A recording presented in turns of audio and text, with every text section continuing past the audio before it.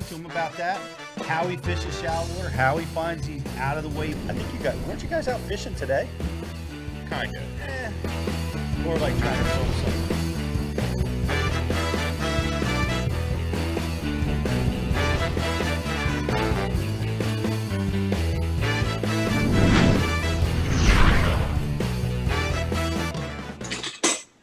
Hey everybody, welcome to Bass University Live. We are here with you on a Thursday night, a special Thursday night edition of Bass U, and glad you guys could join us tonight. We've got a terrific couple of guests coming on tonight. We've got the brothers Wiggins, Jesse and Jordan Wiggins. Jesse, of course, you know from his wins on the Bassmaster tournament trail and his work over at MLF, and Jordan coming fresh off a huge win down on the Harris chain of lakes in the Bassmaster team tournament championship. And he won it by a really big margin. And he punched his ticket to the 2021 Bassmaster Classic. It's going to be his first Classic. His brother's been there a few times. We're going to be having them both on. We're going to be talking about fishing, the baits that he used to win, which is the vibrating jig. We're going to be getting details on that, talking about using that around grass. I know he was fishing around eelgrass, Kissimmee grass, and we're going to be talking about what's happening in the world of pro fishing as the guys, man, they got a big 2021 on the plate. Two brothers from Coleman, Alabama, going to be talking hardcore bass fishing with us tonight. So can't wait for that. So hang in there with us, guys. We've got a great cast tonight. We've got all of our boys. I see Justin Kimmel, professional fish head. He's sitting in the co-host spot tonight, man. It's good to have you. Man, it's great to be here. Of course, you know that I was out last week fishing the same derby that Jordan won, and can't wait to talk to him about it, man. It's great to be here tonight. It's great to have you, man. You are on a colossal streak. That's 3 top 10s in a row for Mr. Kimmel. It's pretty impressive. Thank you, man. We just, I don't know. I like fishing in the fall and the winter, and watched a lot of Bass U TV this year too. So, well, we all do, and you know it's pretty awesome. We love rooting for you. You're really active, more so than any of us this fall. So it was really cool to watch you do well. And you guys had a top 10 in this particular tournament, catching some really nice Florida bass. So we'll be, looking forward to talking to the Wiggins boys and Jordan, how he did in that tournament. And of course, launching us on time, pretty close to being on time, is BTC. You doing all right, buddy? Couple of minutes. Couple of minutes. We were in the ballpark. Yeah. I think you ran the commercials about 7 o'clock, so that's good. I was looking at 7:02, but hey, we're here. We got a couple great guests lined up for tonight, and good stuff, man. Couple days, usually we go Tuesday nights. This week was a Thursday because I dropped my phone in the St. Lawrence River over the weekend and can't produce without a phone, so we had to kick it back a couple of days. That's right. Imagine losing a phone. Yeah. Just shut the whole operation down. That's how important it has become these days. Yeah. It was pretty devastating at first. It was a lot of things I planned on doing on the drive home. I wasn't driving, passenger, but couldn't get them done. First 2 days without it was rough. So Sunday was rough. Monday, Tuesday, the phone hadn't showed up yet. I worked on Tuesday. It was actually a very productive day without the phone. Right. I could focus a little bit better on what I do, which is remodeling and building a bar. That's the project I'm on right now. So that part was good, but yeah, we can't do a show without a phone. Can't produce. It's pretty cool. Like when it rains, a lot of times when I'm out fishing, teaching or something, and I gotta bury my phone up in the boat, and I don't get any text messages or calls for long periods of time. Yeah, I'm aware of those. It's pretty awesome. It's pretty awesome to get off the grid for even just a little while. It's pretty nice. Yeah, it actually is. It actually is. Yep. But Rizz is with us. Rizz, you're off the grid a little bit. You haven't been out. I don't think you've been out fishing quite as much. You're kind of at home for a little while. Yeah, we're in between things right now, Pete. As we maybe talked about a couple shows ago, I sold my Triton, and I'm waiting to get into a very much newer to me Bass Cat. So I'm really excited about that. We're looking at probably early in January that the new to me rig is going to be here, and I get to get my hands on it and start getting it rigged up to how I want to fish it. So I'm super stoked about that. But just to comment on the phone thing, we've all been there. We've all lost phones. You know, I've been lucky in the last couple of years. My phones that have hit the water, they've been summertime, and I've been able to retrieve them. But speaking to that getting off the grid, if you will, everybody knows that when I'm in a tournament or practicing or whatever, the phone goes in the rod locker and it doesn't come out until the time the boat hits the trailer. And I think that's partly what I love about fishing so much, is that we can just disconnect, get out there, get in tune with fish, nature, and just enjoy it. Put the phone away for a little while, as hard as it may be sometimes. I share that with you, but selfishly, I love it when JK gives me the midday update, takes 2 seconds and says, hey man, we got 15 pounds, or BTC's real good at it too. Just shooting you a text when, those Saturdays you guys are fishing and I'm not. It's really cool to get those updates, Yeah. Little life lesson on very small ways you can keep your boss happy, Rizz. Dude, it's like crack for me. I love it. I'm like, it's like watching Bassmaster live when I watch you guys coming through with weights and numbers and I got you guys and I got my friend Craig all giving me updates. Of course, I can't get them out of Rizz that well, but I think the wet day I had too, I sent a quick picture of a big smallmouth up at Cumberland to my wife and kids, and my wife, knowing Pete so well that he likes that, sent the picture to Pete, and I didn't even find out till after the tournament, but she was even giving the updates. I know it. I loved it. I'm getting it from all sources now. So it's Bassmasters isn't going to cover all 4 days of the opens. I get the information anyway. It's pretty cool. And guys, we're so glad that you joined us. I know we've got all kinds of stuff going on tonight as usual, and we just rolled out a great Christmas offer. If you've not subscribed to Bass U TV, and you want it for the holidays, we got a great Christmas special, 33% off of annual subscriptions and all our gift cards too. So if you want to help somebody become a better angler, and you know about our program, you know what it's all about, and how it helps people, you give gift cards, and you can do it last minute. It makes a great gift, and a lot of people are taking advantage of it, and want to welcome all the new folks over to Bass University TV that have signed up with us in the last month or so. And that's going on right now. It's an amazing offer. You can just go over to bassu.tv and get yourself hooked up, get yourself subscribed. If you're not subscribed now, all the people that are subscribers, if we use your question on the air, we're giving away some really great gifts, Christmas gifts, I guess, question gifts. But we do it every show, and we do it for our subscribers. And we got a lot of great giveaways. And I know Rizz is our man. He's the guy in charge. Rizz, what are we giving away tonight? Well, Pete, we as always, we have a grand prize that's going to go out at the end of the show for a Ken Duke trivia question. The grand prize is going to include what you see here behind me. That's 2 Flambeau boxes, the blade crate, and the crank bank.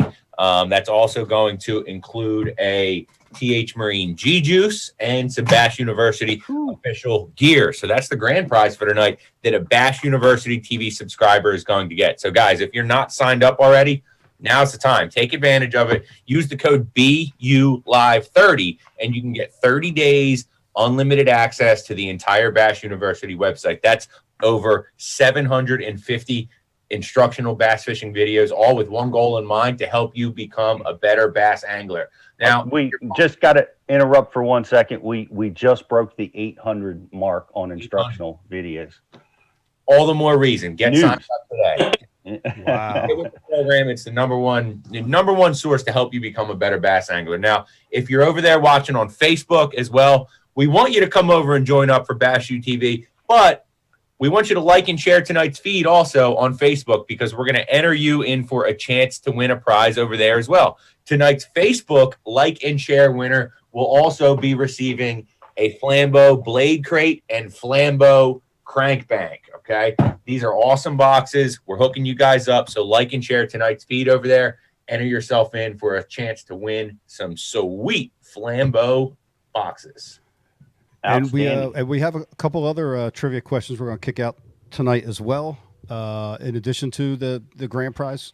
Matter of fact, we renamed it. We renamed that last show. What was it? Anybody remember? The Mind of Ken Duke. Oh, yeah. Things only Ken Duke would know. Yeah. So it's no longer trivia. It's things only Ken Duke would know. But, yeah, there'll be a few other questions during the show, and they are for $25 gift cards to Gills Gear. Right. Other things. Excellent. So, Gills we Gear. have them to give away as well. I'm wearing, again, for this show, this it's like a performance button up shirt made by Gills. It looks nice, it fits nice, it's got vents in the back. I mean, I could wear this thing to a meeting at the office, or I could wear it out on the boat. I could go straight to fishing from work in this thing. This is an extremely, extremely comfortable shirt made by Gills. I couldn't be happier with it. It fits well. It's good stuff. Can you wear it to the we club? love it. We appreciate Gills being the official apparel sponsor of Bass University TV, and everybody's decked out with some Gills gear tonight, which is really cool. They're designed by fishermen for hardcore fishermen, guys like you and me that fish from daylight to dark, to fishing comfort all day and look sharp. That's a sharp looking shirt, Rizz. I'm going to have to get that one. Yeah. But we'd like to welcome those guys, as well as Sea Clear Power. Guys, this is a time of year when you're going through your tackle, your boat, revising your tackle management system. If you're having any trouble with your sonar, if you want your sonar to operate faster, to get better clarity, to use less energy, less battery power, Sea Clear Power harness is a harness that you can install in your boat, and it's exclusively for your sonar units to increase the performance. It's an amazing product that is really going to help you. This is the time to do it when you're off season. It's a great time to do it, or even better if you're getting a new boat this year. Request it. And do you have the discount code for that handy, Brian? Bass U, Peter. Bass U. Yep. Go over to Sea Clear Power and use the code Bass U. It's going to get you 15% off one of their wiring harnesses, which is a pretty big deal. Yes, but check it out. I'm running it on my boat. BTC's running it on his boat. Rizz is going to be running it on his new to him boat coming real soon. So check all that stuff out. It's a great little product. Right, Rich? Yeah, certified pre-owned Bass Cat. I'll be pulling my certified pre-owned Bass Cat with my certified pre-owned Ford. That's right. All right. I can't wait. I can't wait to get you back out on the water. But hey, do you have you want to give some shout outs to our guys over on the IM board, Rich? Yeah, I can absolutely do that, Pete. We're working on getting some things pinned up over here on Facebook, so I haven't been looking at it too much, but let me dive in here. As always, we got the usual suspects with us. We got New York Chris, Gingerbread Man, aka Stefan. What's up? Mac Attack, Hog Snatching, David Prince, Jeff Browning, Wild Bill. What's up, Wild Bill? Team No Fish. What's up, Andre? Jeff Olson is already on the board, and Jeff Olson wants to know, where's my Gills gear? They don't make it for people that are that tall, Jeff. Yeah, we got a packed house already on the message board. We appreciate everybody being on here with us already, and we're looking forward to having a great show. Excellent. Well, thanks to everybody for being with us tonight. And like I said, we got a great show. If you're just tuning in, we got the Wiggins brothers coming on. Jordan Wiggins, who just won. He just locked up the last Bassmaster Classic spot down on the Harris chain by winning down on the Harris chain and dominating that tournament, really. And his brother Jesse, who you know from the Bassmasters as well as the MLF, the Bass Pro Tour. Both of those guys are going to be on. I don't know who the better fisherman is. Maybe they do, but they're both super talented guys, and we can't wait to talk to them. We're going to be talking about vibrating jigs. That's going to be one of the big topics tonight. If it's a bait that you're not confident in yet, you have questions about it, get your questions together. We're going to be talking about it. I know there's a lot of people in house right now that are diehard vibrating jig people. It's a powerhouse bait. It catches big fish, and we're going to be talking about it tonight. So we're gonna take a quick break, and we're going to come right back with the Wiggins brothers. Guys, if you haven't subscribed yet and you want to win some of these prizes, go do it. Go over to bassu.tv. Do it now. It's 33% off. It's a pretty awesome deal. So we'll see you right after this. Why do you love catching fishing rods? I'm truly losing less fish. Is the sensitivity of the rod. That they're made right here in North Carolina in the USA. Strongest, lightest rod, 100% made here in Sanford, North Carolina. From the drop shot rod to the flipping stick, every rod has a purpose to it, and I rely on them all the time when I'm out there in a tournament. Durability in the John Cruz Worming series, the counterbalancing in the handle. It's the only rod I found that can withstand my hook set. Boom goes the dynamite.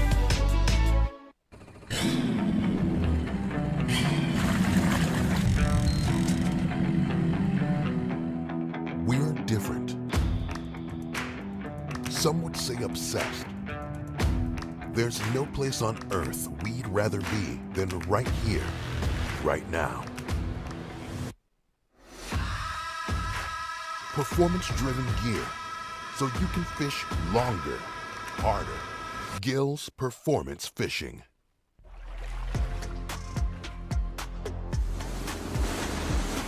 One thing that's happened that's probably advanced our electronics more so this year than anything that has in a while, C-Clear Power wiring harness. These units are designed to do a certain thing. If you're not getting enough power, enough wattage, enough voltage, they're not going to perform the way they're supposed to perform. C-Clear Power wiring harness fixes that problem. One of the great things about the C-Clear Power harness is it doesn't matter what brand of unit you have, it doesn't matter what kind of boat you got. The thing that you want from the C-Clear harness is power. C-Clear Power puts enough voltage to your units to make them maintain the performance that they're supposed to maintain. So if you're not seeing everything like you think you should see it, C-Clear Power will show it to you.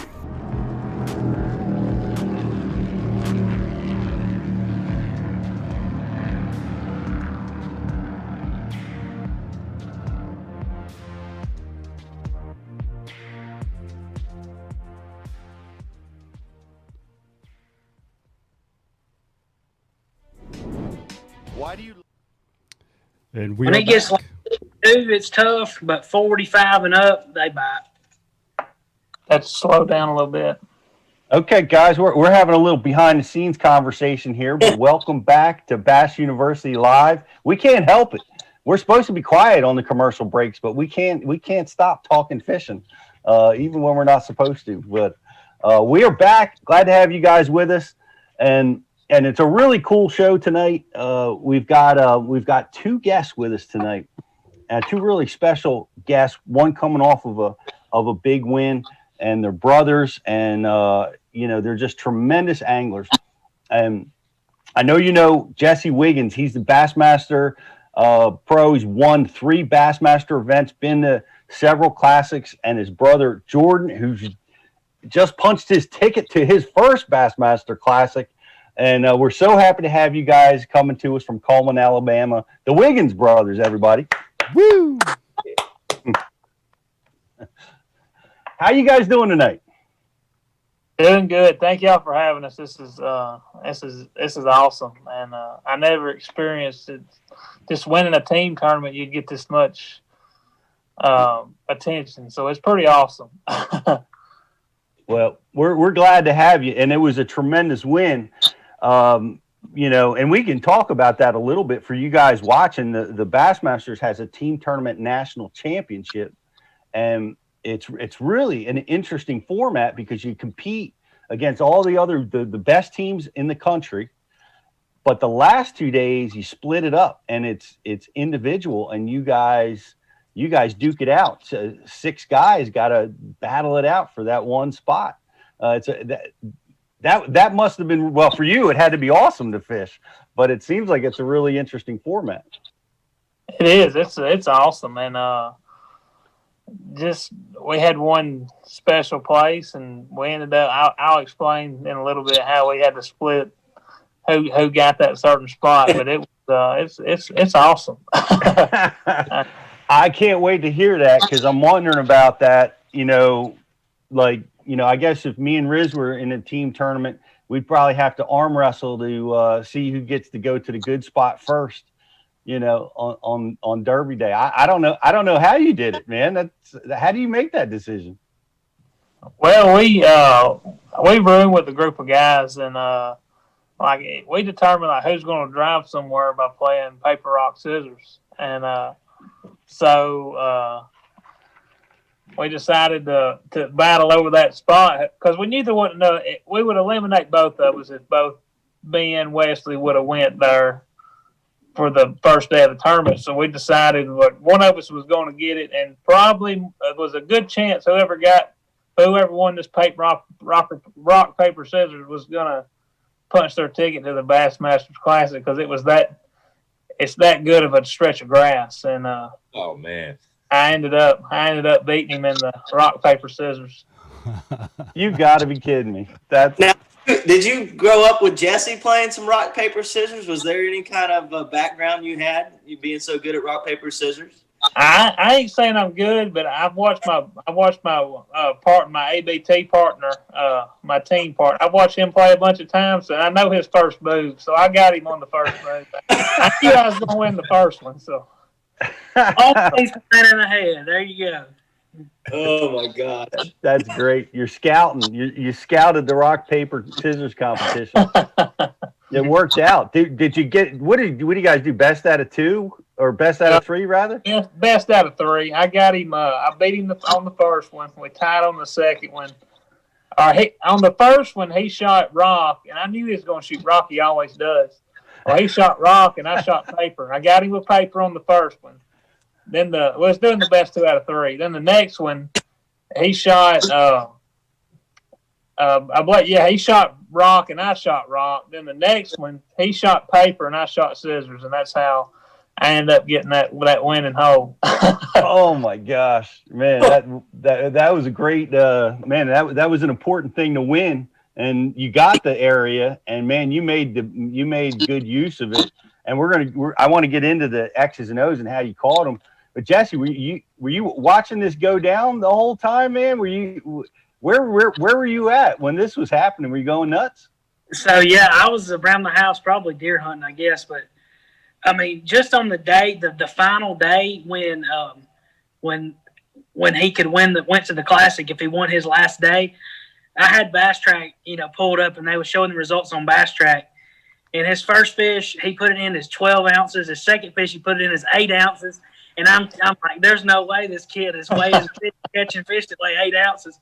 But I know I checked Bass Track at least 50 times. No, probably 50,000 times that last. I mean, it was I just hit refresh every 2 minutes, every 1 minute, and just keeping up with it. And then during the tournaments, I'll actually call him and Wesley a lot of the times and just ask them how they're doing or is the Bass Track right. But luckily this tournament, Wesley kept Bass Track updated throughout the day, so I was able to keep up with it.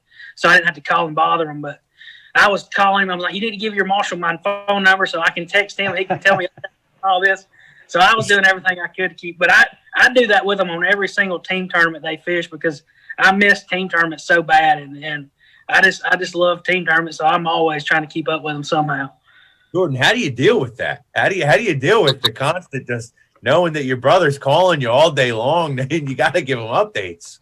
I know how I said, I got to catch him just to kind of impress him. So he's always, if I ever do bad in a tournament, he's the first one I hear from telling me how bad I suck. But that makes me want to just get better, and I like him doing it because that just makes me want to just catch him even more. So that's why I don't mind him doing it. It just makes me get better. So, he does the same thing to me. Don't make me sound like the bad guy. But no, we do push each other. There's no doubt. I mean, and we're each other's biggest fans. I mean, but yeah, we keep each other on each other's toes. Well, we talk a lot about. I mean, this is really a team tournament show, and we all love them, man. Team tournaments are just so much fun. But man, you're right, Jesse. When you probably don't get a chance to fish very many these days. I don't. This winter, luckily, we're gonna get to fish some. Me and him's gonna get to fish some this winter on Smith. See, last year we didn't get to fish, or say it was 2 years ago when MLF was coming here. It was off limits, and I couldn't have anybody in the boat. But luckily this year, we're gonna get to fish a lot of just local team tournaments here on Smith. And but yeah, I mean, like you said, team tournaments. I mean, I still miss them. I call them every tournament, getting updates, and I just love fishing with a team. It's so much more fun. It's getting to practice with somebody and just sharing that, sharing the experience of tournament fishing with somebody, and I've just always loved them since we started fishing. And I mean, I fish at home literally every weekend almost if there's a tournament, and me and him fish together if we can. You guys are, I mean, how does that work out for Wesley? I mean, he's got to be upset, man. Like he gets kicked to the curb when Jesse's in town. Is that what's going on? Yeah, I tell him, I'm like, you're on your own when we get home, because we was the original Smith Lake partners. But yeah, I'm like, I got to have a good partner, and that's a key in team tournaments, is making sure you're with somebody else that's really good fisherman. It helps you out a lot. So, but yeah, I tell him that Wesley gets gets another boat for himself when they come back home. That's well, it's cool that you guys fish together, and that's great that you're going to be able to do it soon. But how you guys deal with that as brothers, man? I know me with my brother, man, we couldn't do anything together for more than about 30 minutes without going to blows. You guys get along in the boat? Oh no. Yeah, no, we don't. We got one no. No. Well, as long as he does what I want to do, we get along fine. No, he'll be like, why are you throwing out there so far? I said, if you hook one up, you ain't gonna get him in anyway. I'm like, you just let me do my own thing. I said, well, I'll be all right. I can do my own. Yeah, I've started. I used to get a little bit more anxious, but I've seen how much they win now, and I'm the one more taking notes now. I just sit back and just cast where he tells me to cast most of the time. So, but we do think the same on the water. I mean, we was fishing some this fall, and in a lot of tournaments, and we was going to spot where you fish a lot of spots when the fish are out suspended, and like we were going in our minds, didn't even have to talk because we knew where each other was going to go every next stop. So that helps a lot too. We both love doing the same exact things on the water. We're not trying to pull each other in other directions. And so that's why I feel like we're, usually a really good team, because we're always on the same page. So is he a shaky head, shallow crankbait guy just like you? He can do it all. He can do it all but that's how we've won a ton of money on Smith, is a shaky head and a crankbait. So yeah, but he does it all just as good as I do, for sure. I read somewhere where you give him credit for being the better angler. I've always given him the credit for that. I'm telling you, when we fish team tournaments, I say this all the time. I run the dip net a whole lot when we was in team tournaments. So, and I ain't scared to admit it. I mean, with the team tournament, I get to put the win beside my name too. But no, he's I know he's my brother, and I'm hyping him up. But he is a really good angler. And when I get to pick a team partner, he's the first person I call every time. Man, well, that's high praise, Jordan, and you earned it. I mean, we saw it in action down here, just last week, and it was a colossal win. Let's dive into that a little bit.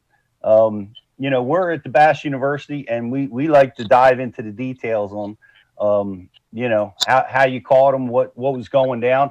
But it looked like, well, you just said it earlier. You were dealing with a Kissimmee grass line, and you found a tool that worked. And it was a magic spot. You tell us about it. I'll begin with in practice. Practice, the college, the FLW had the college event down there in the November. Well, from just watching the show, everybody caught them offshore. So that's kind of what we was looking for in the practice, and we just kind of went and just kind of idled a lot of places. Found a lot of good stuff. We thawed out deep, but never could catch nothing. So we kind of scratched that completely because we just couldn't catch no bigger fish. And the Jesse had won a open down there. Well, 2 years ago we went down there and practiced in his spot. They never was in there. Well, this time we went back and practiced in there where he won that open. And the first morning in there, we catch like a 6-pounder and catch two more real quick. So we're just thinking, well, we'll just start here because we really haven't figured nothing else out. We've got a few bites running some grass lines, but nothing real big. So we figured we'll just go start there. Well, first morning of the tournament, we run straight to it. We sat in there probably 3 hours and we catch 2 little bitty ones. Well, it's 10 o'clock and we got 2 little ones, so we run to a stretch of grass where we had caught some in practice just to kind of fill our limit out. And run over there, run down that stretch, catch a limit of just little fish. We probably got 5 or 7 pounds. And it's 12 o'clock. And we're in Florida and it's 12 o'clock and we got 7 pounds, which is not good. So we had practice on the spot where we didn't get no bites there in practice, but man, it set up right, it felt right, and we just didn't get no bites. But I'm like, let's just go back over there because if we're catching these little ones down this stretch, so maybe we can go over there and catch some more. So we ran all the way across the lake. It probably took us 5 or 6 minutes to get over there, and this is all in Lake Harris. And ran across the lake. We get on the grass line, and within, I say, 2 or 3 minutes, I catch a 5-pounder. And that's what got it started. And then probably the next 20 minutes, we call out everything we've got. And within that 20 minutes, we got 17.3, what we weighed in the first day. And but that's what it was. There was a stretch of eelgrass out in front of the Kissimmee grass. And them fish was just, they was lined up right in the middle of where there's like a little channel. It's not a channel, but there's like a depression, you could say, between the eelgrass and the Kissimmee grass. And them fish was just right in that little depression. And that's where we caught every one of them we weighed in. Now I've fished there a few times and I've seen that, like that eelgrass. Yeah, right where the Kissimmee grass ends is where the eelgrass begins. Yes. And it's all around the lake like that. But my question to you is, like, I know a lot of guys in the tournament. I fished an open down there a couple years ago, and it was all about the hydrilla. And was there hydrilla in the area? It didn't seem like that was even a factor for you. No, this was eelgrass and Kissimmee grass, and the real key on the second day, we had a lot of weight the second day, but as far as catching, we did not catch many fish at all. I think we caught 8 fish all day, and didn't really start catching them till after dinner. When the sun got high is when we started catching them the best.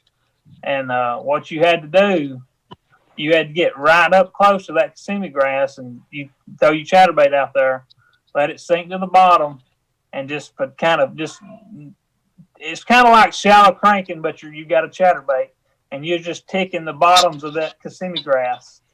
And when one would get it, it would just load up on it, and that's how we ended up catching them from the first day. Not so much; they was kind of scattered out, and you could throw it in the eelgrass, you could throw it beside the Kissimmee grass, and you could still catch them. But that second day is when it got tougher, and we really had to make them react to it, and that's just kind of just yanking that chatterbait along to the bottom of that Kissimmee grass. Yeah, we love that technique. Is amazing. And we saw if you go over to Bass UTV, guys, we've got an amazing video on the Harris chain where the man from down under, Justin, help me out. Carl Jacobson. Love Carl. And he does an amazing video where he's catching them off of the hydrilla and shell bed, but he's fishing deep like you were talking about. Like he's down at the base. He went to a 3/4 ounce chatterbait to help him better trigger the strikes. What were you doing? I was throwing it was just a white Z-Man jackhammer with a white white trash, skinny dipper. And I mean, this was a half ounce because it was 6 foot deep at the base of these stems. And I mean, you didn't have to make long casts. You pitched it out there 20 foot. You could just about flip that chatterbait and just get it as close as you could get it to that Kissimmee grass, and just kind of just tick the bottoms of them stems. It was kind of like throwing a square bill, but you got a chatterbait, and just slow, just painfully slow. Well, it definitely got them done, and it was a question like the Florida bass, right? You guys are sitting on a little limit in the morning, but it always seems to be the case down there that when you can't give up down in Florida, when you've got that little bag, you got to keep plugging away. Afternoon is where the big ones come sometimes. Yes, sir. You called everything out after the sun came up. Yes, sir. It was, we got over, I say it was roughly 12 o'clock on the first day when we got over there.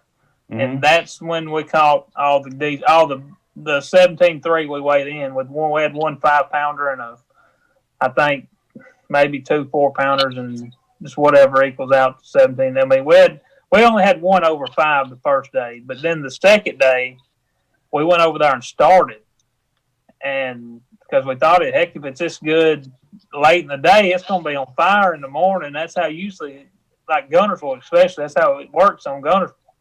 Well, we get there and they wouldn't bite. We fiddled around and we caught a small limit, but when we come back, I think it was after 12 o'clock is when we caught a 6, a 5, and a 4 on a stretch about the size of your boat the deck on your boat.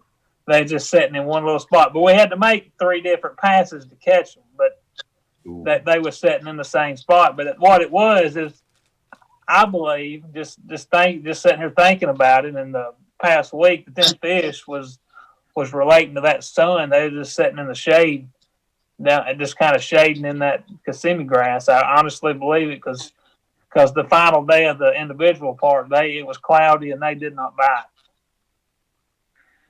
Man, I've seen that before, many times, and those Florida bass. I think we ought to remove them. I'm calling Ken Duke about that, and just see if we can start phasing out the Florida strain across the country. But that's my own personal agenda. But they're tricky to catch. They love the sun. It was great. Now, were you and your partner? Were you guys both firing chatterbaits? Were you trying to mix it up, or everything came on that chatterbait? Yeah, I threw the square bill. I was like, man, if I can get a square bill to kind of run down there around 5 foot, I said that they ain't got no choice but to bite it. Well, I tried it. We went back and forth 2 or 3 stretches when they throwing a square bill, even a big swim bait, and throwed a 5.5 inch swim bait, and we couldn't get them to react to it. I don't know. I guess. Me and Wesley has made a ton of money with that jackhammer, and we've just got so much confidence with it. It's that's just our go-to bait if we're around any type of grass, and we're very, very comfortable with it. We believe like we can win any tournament on chatterbait if you got some grass. Yeah, we got people in house here that feel the same way, right, Rizz? Yeah, I've been known. Rizz won him a big tournament, a BFL Super tournament here on the chatterbait up on the Chesapeake just a couple months ago.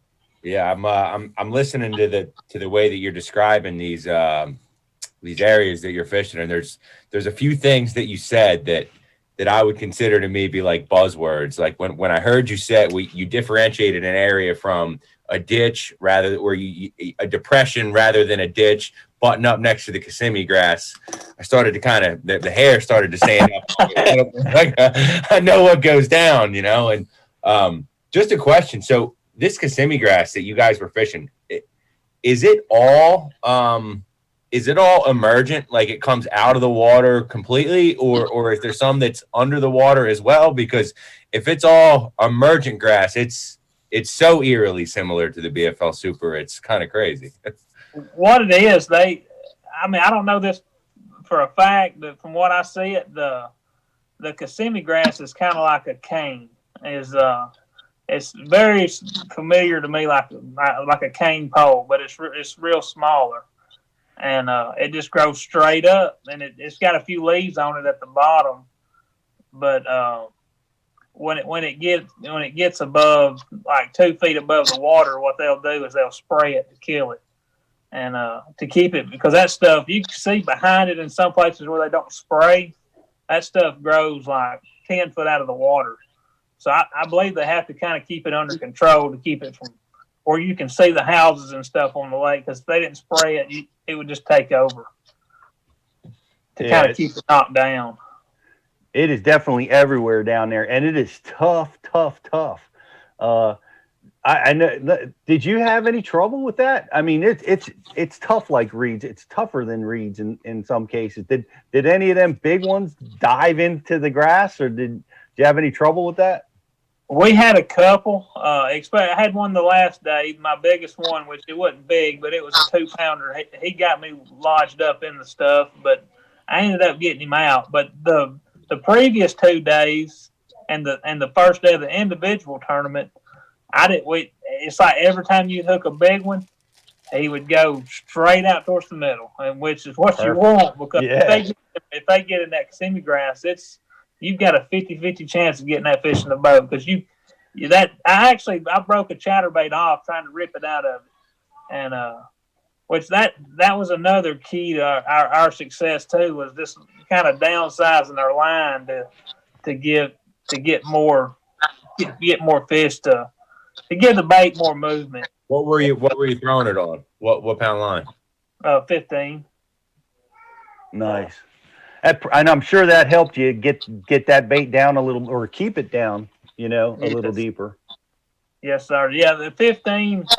I'll normally throw it on 20 or 17, but actually Wesley tied it on 15, and he was getting like 2 or 3 more bites than what I was getting. So I'm like, man, it's got to be my line size, because I've got the same bait he's got on. So I switched, and it was like just a game changer. Man. I'm curious too, because if it's keeping it down better, because I honestly was throwing the same exact bait this tournament, weighed all my fish in on a white chatterbait, but I was throwing a 3/4 on 20, and I couldn't get bit on the half on 20 the entire practice or anything. And I'm wondering if that's why it just kept it in that strike zone, a lot better. I believe that you're right, because I've noticed like even the bait will work. The bait will like get more action if you got the same way with the crankbait. You're gonna get way more action at a smaller line. So that's why I kind of went down, just to maybe, because it was tough. It was a tough bite down there. You needed every little advantage you could get, and I believe that. I would say that was the biggest difference between us and some other people catching them on the chatterbait was line size. I really do. Hey, Rich, I wrote down the time that he talks about 15-pound test with a chatterbait in case you want to pull that piece and throw it on our social tomorrow. Yeah, yep. Get right on that. Rich that might not make it out there, which is already cringing that we're talking about it. Well, bravo. I can't speak enough to put the emphasis on what Jordan's saying about how it was not easy down there. Me and my partner had about 7 or 8 bites a day, and it was a few in the morning and most of them right after 12:30 for us. And you had to wait and wait and wait, and you knew they were going to turn on. You couldn't give up on what you're doing, but it just was painful. It was not, I'm glad to hear that you were saying it was so tough, but man, bravo to find that little bitty, depression and maximize it and milk it. Yes, sir. It was, we milked it but the first day of the individual, like my first stretch, I catch three over 3 pounds that they didn't even look like bass. They were so white. So that tells me that they was moving up consistent. Just every day they was moving up in there, and that's what kind of got me along to the last day to get me over the edge, because I believe they was just fresh fish moving in there every day. Because they didn't even look like bass. They were they were just so white. I'm like, man, it looked like a drum when I was fighting him. I mean, they was like shining. They were so white. So Wow. that just tells me they was moving up in there. Do you think they were moving up the feed, or do you think they were already getting involved in the spawn down there? I honestly believe that some of the fish had already spawned out because, I honestly believe that because my buddies that was rooming with us, they had one that he could barely get it in the weigh-in bag, and it weighed 515, I think, and it should have been over 10 pounds, probably 9 pounds, but it was just skinny as it may have just been a poor fish, but he also had another one that looked just like it, and wow. and he caught them like dirt shallow, like less than a foot of water, and I don't know, I'm not really much on the Florida spawn, but I believe that some of them had already gone. It's hard to tell. Well, I'm not surprised. I've heard that they do spawn, heck, almost 6 months a year down there. Yeah. Rich, I want to throw it to the guys at Bass U. We got a lot of guys, hardcore anglers, a lot of great questions come through. So let's throw it to them and see what they want to know. Rich, what do you got? Absolutely. Before I get to that, though, I'm sorry. I'm so geeked out on this conversation because it's Saturday grass. I got to get one more thing in here for you guys. You guys do much duck hunting in Alabama, in your area? I know a lot of people that do, but I don't. So, and this has to do with the spawn conversation that you're just referring to, that some of those fish had maybe been spawning or were spawned out.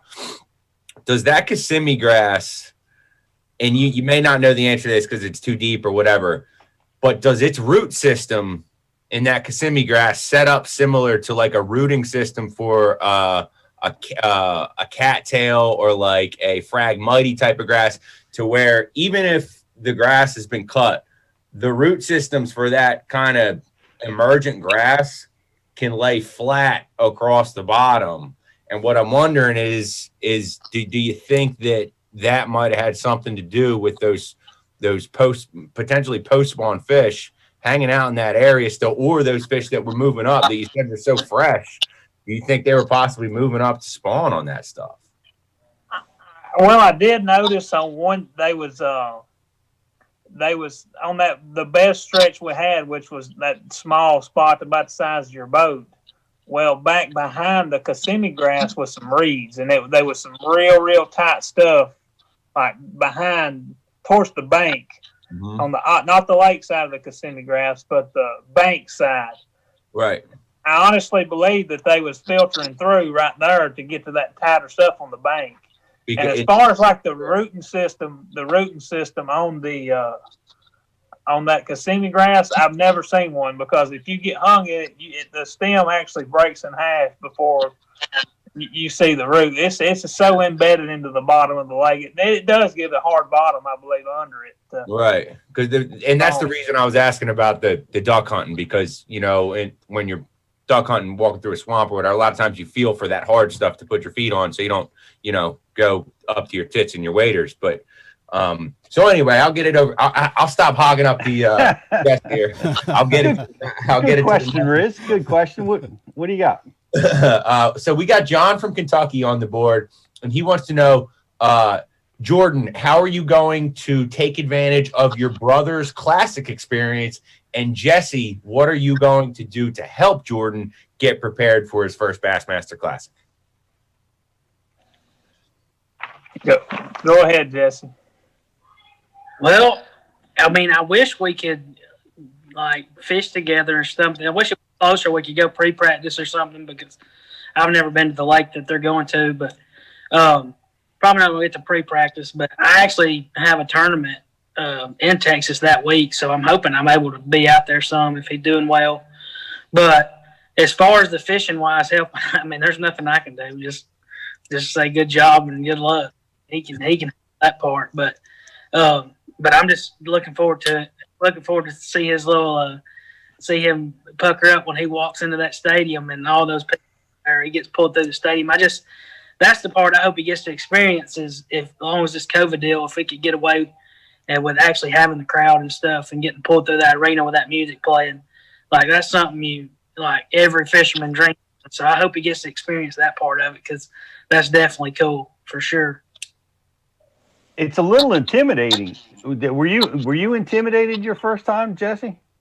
Yeah, I mean, all I could think about was Kevin raising up because when we first kind of started fishing, it was when Kevin was winning those classics, or not started fishing, started really pursuing, thinking we could maybe do this.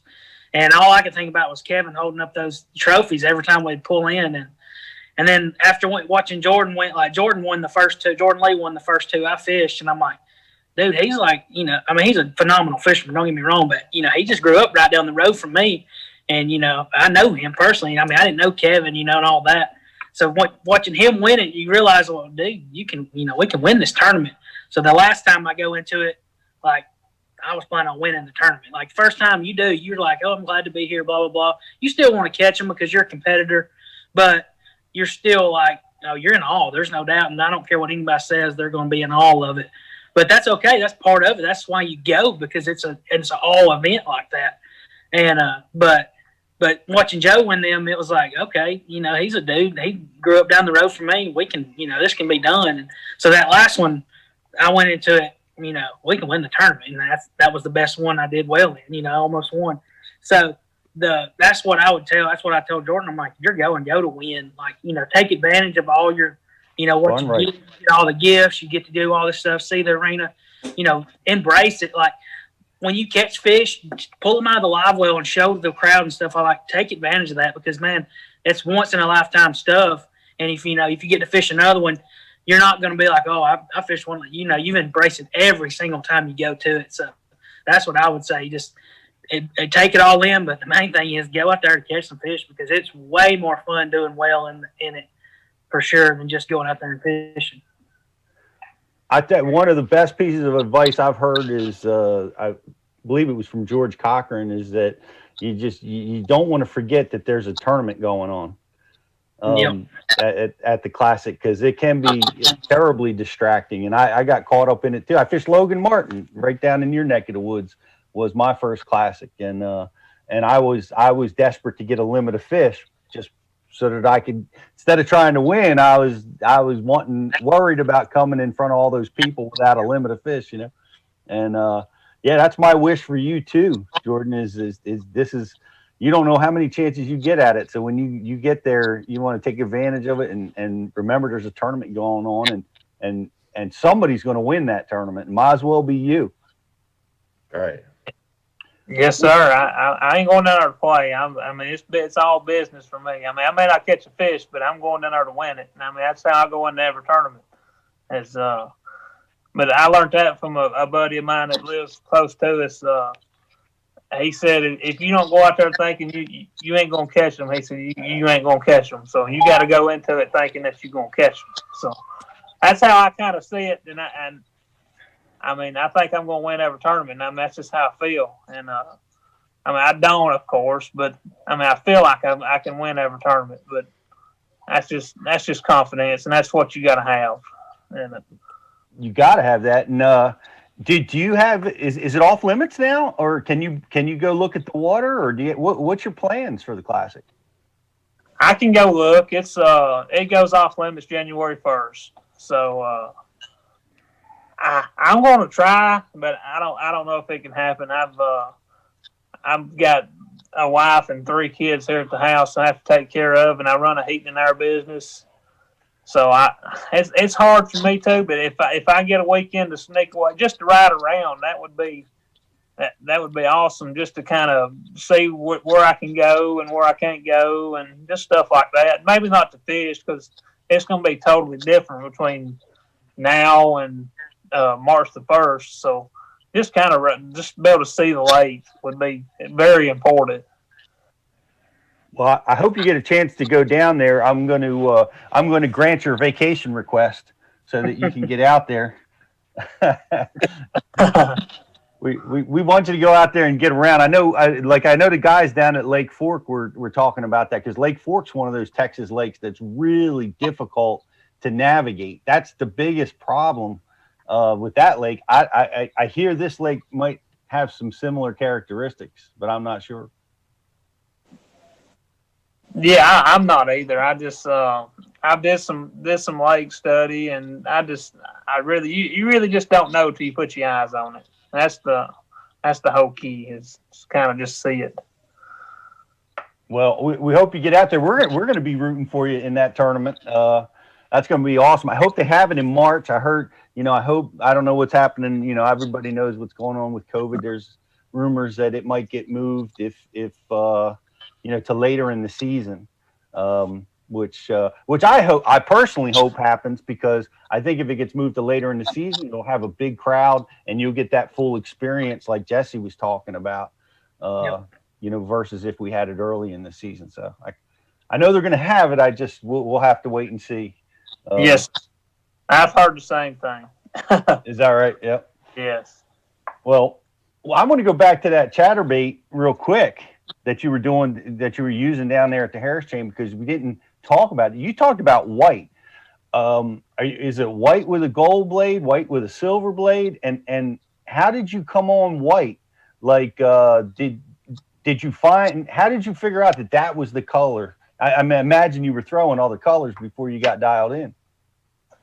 Normally, it's all green pumpkin shad. That's normally our color, which is green pumpkin with the white. It's got like half white, half green pumpkin. That's usually my go-to color.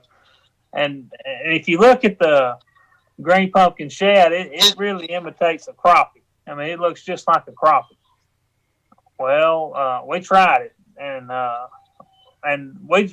me and Wesley, I would throw one color, he stuck with white most of the time, but I was throwing the green pumpkin shad, in which I caught him the first day really, really good, and of the team part on green pumpkin shad. Well, the second day, take it back, the first day it was real, real windy, and I don't think they could really tell much of just seeing the bait on the first day, because the water was so choppy.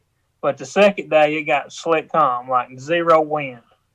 And I believe that's when the white one and the silver blade come into play, which is it's just solid white with a silver blade, and we're using that's just a Little Dipper, Reaction Innovations Little Dipper white trash. So everything was just real white, and that's what they ended up wanting on the second day and throughout the last 2 days of the tournament. Was that the actual trailer you were using? Because it looked bigger. I thought you might be throwing the skinny dipper. No, this is the Little Dipper. That's what we had on it. That's actually the bait that got me to the Bassmaster Classic. So I may just cut that one off and hang it up in my trophy room. And I got to ask you too, because we were on Lake Harris too, and we're trying to honestly racking our brains. What are these fish eating?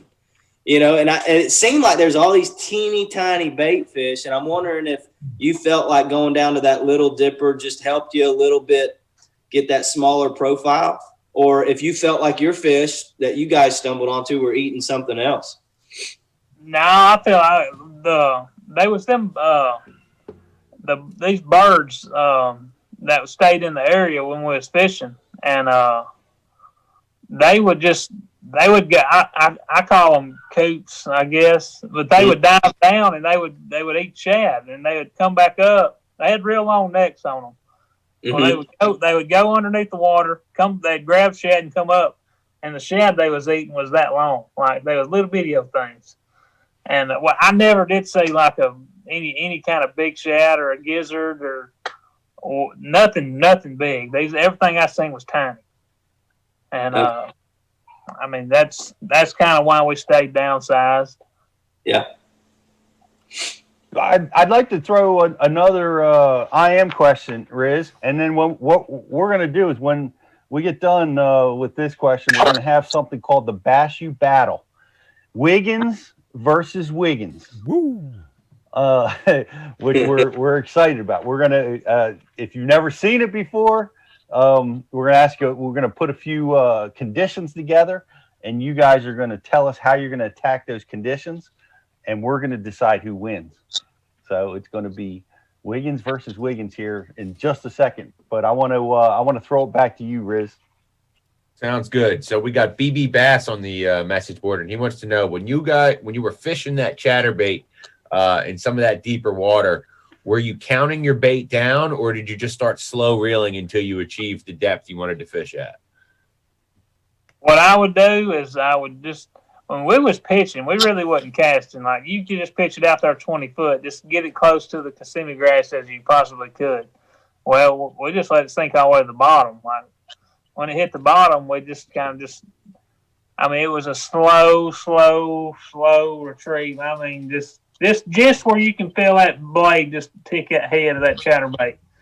And when they got it, every one of them had it in the back of the throat. So I think that was another key too, because we couldn't catch them just burning that thing. So it was all just barely winding it, just where you could feel the blade tick the head of that chatterbait. And I believe that was one of the major keys, especially on the last 3 days of the tournament. The first day they was hitting it winding pretty good because the wind was blowing. There's a lot going on, and they was biting real good the first day. But like I said, when the last 3 days of the tournament, there was zero wind. It was slick, just mirror glass, slick calm, and I just had to slow down. Man, well, you figured it out. A lot of people missed it, and it was a great way to get them. Obviously, it was a super key area, super key technique.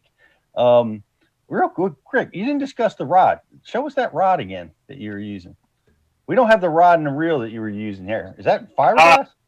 On this chatterbait, St. Croix has come out with a Legend Glass chatterbait rod, which is a 7.2 medium heavy, and it's a glass rod. I've got a video out where I caught one of them big ones, and everybody's commenting on it. Some people are like, he throws it on a glass rod, and I'm like, yeah, because once they get this chatterbait, it kind of gives them like another half second to really, really inhale it. And because the rod's going to flex when one eats it, and that was another key. And the reel here, this is a 7.3-1 Quantum Smoke PT. It's I don't usually go under a 7.3. I mean, I've got to where I can just slow my hand down instead of reeling it as fast. I'll just slow it down, and that was one of a major key too, which is that chatterbait rod. Y'all love it if y'all try it. I promise you, it's sweet. Well, I think you need to retire that whole setup, right? That needs to just go right on the wall next to the trophy. Well, I retired it and gave it to him, and that's why he's got that rod, and it's 7.2 heavy, and he'd always love throwing the chatterbait, and I'm like, well, here, try this rod. And St. Croix sent me a blank, and it didn't even have stickers on it.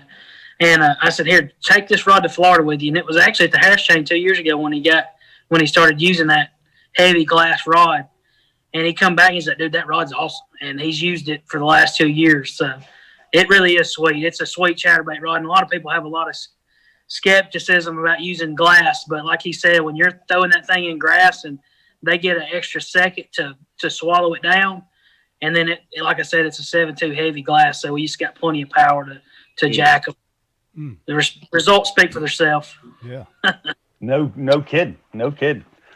Well, Jesse, you've been with us before. Did you ever do a Bass U battle with us? I don't think so. I haven't. Well, you're about to. I'm ready. Justin, do you have your questions ready to go? I've got 3 Bass U battles ready. All right. Here's how it's going to work, guys.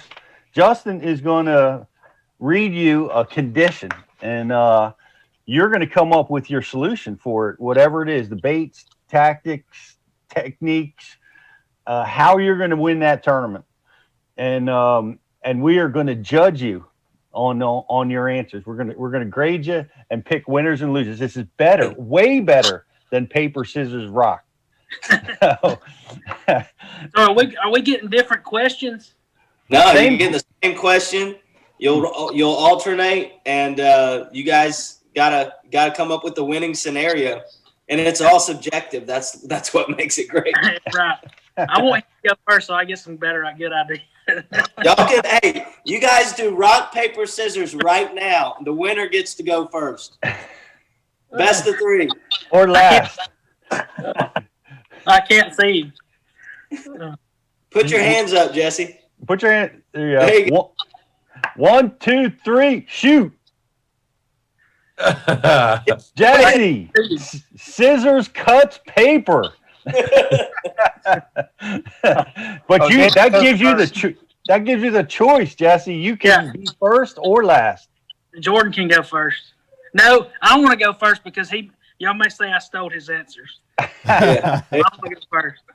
Yeah, I go first too because it's a best of 3. Okay. All right, so tomorrow, you can get out your phone and look at the weather, whatever you want to do for this. Tomorrow, right now, conditions for tomorrow. I'm taking you guys up north to Lake Guntersville, up the road. Lake Guntersville is your playing ground tomorrow with December 18th conditions. So tomorrow, I know a little honey hole on Guntersville, and I'm going to throw a chatterbait on. I'm going to have that St. Croix 7.2 heavy, and I'm going to throw it right in between a couple sailboats because there's a ditch in the grass. And I know a team tournament that was almost won in that ditch. So I'm going straight to that, and I'm going to fish the ditches and all the grass that's left. I haven't been to Guntersville in the last year, but no, seriously, I'm going to go. I'm going to have a chatterbait and a swim jig, and I'm going to get either on the edge of a grass line and also a jerkbait, and get on the edge of a hard hydrilla line if you can find it, or even eelgrass if there's a line of it, and fish the ditches, and that's going to be my 3: a swim jig, a chatterbait, jerkbait, and I mean I can go into the setup on all of them. But as far as game plan, definitely got to fish around grass on Guntersville. I mean, yeah, you could do I'm going to go throw an A-rig on a bridge, but that's no fun. So definitely get on a grass line or get in one of the ditches in Seabold or Browns Creek or one of those areas that's always got fish, and that's my plan. Solid plan. Chatterbait, swim jig, jerkbait, grass edges. I like it. Secret Jordan. spot. He had just explained to y'all how we did real well in 2 tournaments up there on Guntersville. It was Jordan's spot, exactly. It was his spot. He had 25 pounds last year in February in a team tournament in the AT. All right, who's got the faster boat? Well, I think mine's 1 mile an hour faster, but we have the same exact boat because he bought my boat last year, Honda Bass Cat. So I would take some weight out of mine and outrun him. Oh man. I would definitely have a chatterbait. Probably not a silver blade, probably a painted blade. Probably green pumpkin shad. And it's depending on the watercolor. If you may want to dip the tail in chartreuse. But I would find definitely a ditch, and if you could find some eelgrass around that ditch somewhere, your money. And so I would take a chatterbait, possibly a rattle trap, and a jerkbait, and fish ditches and just find the eelgrass. Good. All right. Well, clearly that's a good answer because that works. Exactly. You guys want me to go first on this? Go ahead, Pete. I'm ready. Go ahead. First of all, Jesse, for totally pirating and stealing your brother's spots and patterns, I give you 10 bonus points for that. Yes. You get extra credit. If you can't beat them, join them. Spot. I'm worried about the Alabama rig. You guys both just bailed on that rig. That's probably going to be the winner. Most tournaments you can't throw it, so you gotta throw that out. That's true. It's legal in the Bass University battle. Oh, I'm even all day, baby. I'm even all day. All right. Well, I give you bonus points for that, Jesse. But Jordan, you're dialed in on the painted blades, the chartreuse tail, and the trap, the lipless bait. This is information that Jesse couldn't pirate it from you because it was too many details. It's a close one. I'm giving this one to Jordan. All right. He dominates Gunnerville, so I'm okay with that. That's fine. That's like a dominant lake besides Smith. Are we all voting here, Pete? Yeah. All right. Well, I'll keep mine short and sweet. Jordan's a working man like myself. He's runs a HVAC business. I'm a contractor, so I'm going with Jordan. I mean, otherwise, I don't know Gunnersville, so I got nothing to say. But I'll go with Jordan. 2 for Jordan. All right, I'm going the other way. I'm going with Jesse because he knows an area where there's fish and he's going to make his boat faster. He's going to put the hammer down. He's going to run over some sketchy water, do whatever he has to do to get there first, and he's going to catch those fish. I like it. That's a good. And for that reason, I'm going with Jordan because Jordan's getting second dibs. And right now, with it being so cold, I think those fish are going to wait till that sun comes up. Jordan's going to get that second pass through right when those fish go to eating. And he's going to be throwing the right colors and dialed in. You know, they might have nipped at Jesse's baits because he might not be so dialed in on the color. and just for the premise of it sounding like Doc talk the whole time, Jesse was going to that before we found it was Jordan's. I was already leaning Jordan. Yeah, that was sneaky, Jesse. I mean, you won rock, paper, scissors, and you just pirated him. That's strong use of information. If it would have been a real tournament, I would be on Rip Rap throwing a shaky head. So I ain't even gonna kid around with y'all. All right, Jordan comes out of the gate hot, wins that first battle. We got 2 more. Justin, let's go through it. What do you got? All right. You guys are fishing the home pond. I'm taking your boat to Smith Lake. It's early February. All right? Early February.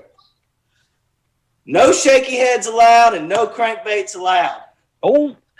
You guys can fish anywhere, do whatever you want on Smith Lake, but I'm taking every shaky head and crankbait out of your boats. How are you going to catch them? Early February on Smith Lake. Glad you left the dead heads. I was going to say, we get to use the head. Well, Jesse, you go first you go last this time. Jordan, I want to hear your answer. All right, February, your water temperature is going to be more than likely around 50. And when it gets 50, the fish, they just do not want a big bait. They want something small. And that's when the Ned rig comes into play. And what I want to do is I want to take that Ned rig. Much info. It ain't worth it. No, I'm just going to take the Ned rig and beat the bank. Just find some shady spots, maybe throw it behind some docks, and just beat the bank with a Ned rig. Just looking for. They think it's a crawfish, and I guess they can just look for a crawfish pattern. Beating the bank with a Ned rig. All right. What do you got, Jesse? I got a 2.8 swim bait. That is a killer bait. When the water temp gets around 50, I mean, you can catch tons of fish on it and big fish. 2.8 Jackal Rhythm Wave, some kind of shad color. I throw different ones, but the 2.8 on 3/16 jig head, and throw it out. And a lot of times the fish are going to be on those points, and throw it out, let it go all the way to the bottom. Get a slow speed spinning reel, straight fluoro, old school straight fluoro, so the bait stays deep the whole time, and slow roll that swim bait in, and you catch tons of them like that. And that's a key. That's a lot of tournaments are won like that, and it's one of my favorite ways to catch them. But definitely slow rolling the 2.8 would be what I took. And since he took the Ned rig, is you both have both of those on the deck at all times, but I'll take the 2.8, leaning into him with a straight fluoro.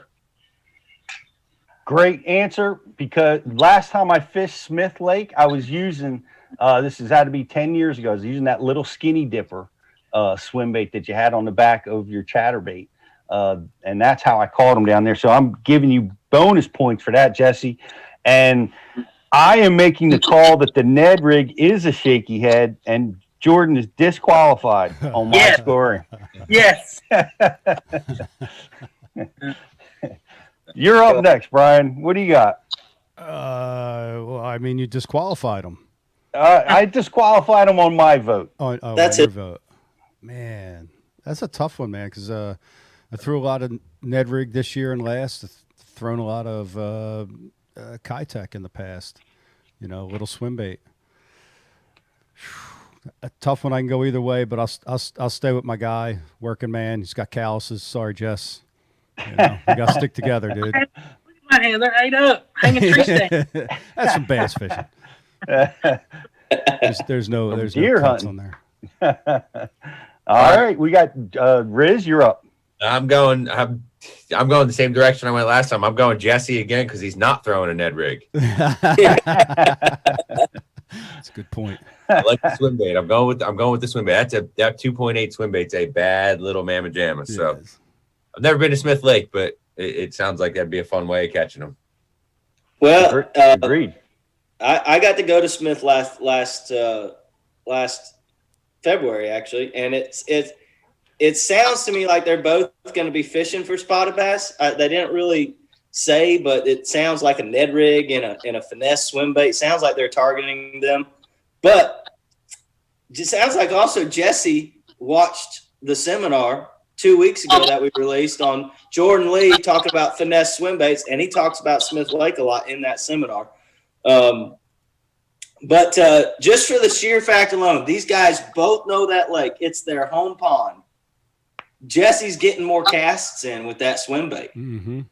So I'm taking the guy who's going to get more casts and more retrieves out there in a full tournament day. I'm going Jesse this time. Jesse Wiggins ties it up. It's tied up, boys. 1-1. It's a tiebreaker. Just like rock, paper, scissors at the Harris chain, you're back in a tiebreaker. What do we got for the last one, JK? The last one is I am taking, you guys are both have a decorated history now down there at the Harris chain. So we're going right back there. December on the Harris chain of lakes. And I believe you both won fishing Harris or Little Harris, but I'm calling Harris and Little Harris off limits. You got to go somewhere else. So you got to go to a different lake in the chain. No Harris or Little Harris. And, you know, some of them are, you know, they're a little bit different out there. Some's got more grass than others. But which lake are you going to, and how are you going to catch them? So if we know with 100% certainty that the lock is going to work every day, got to work.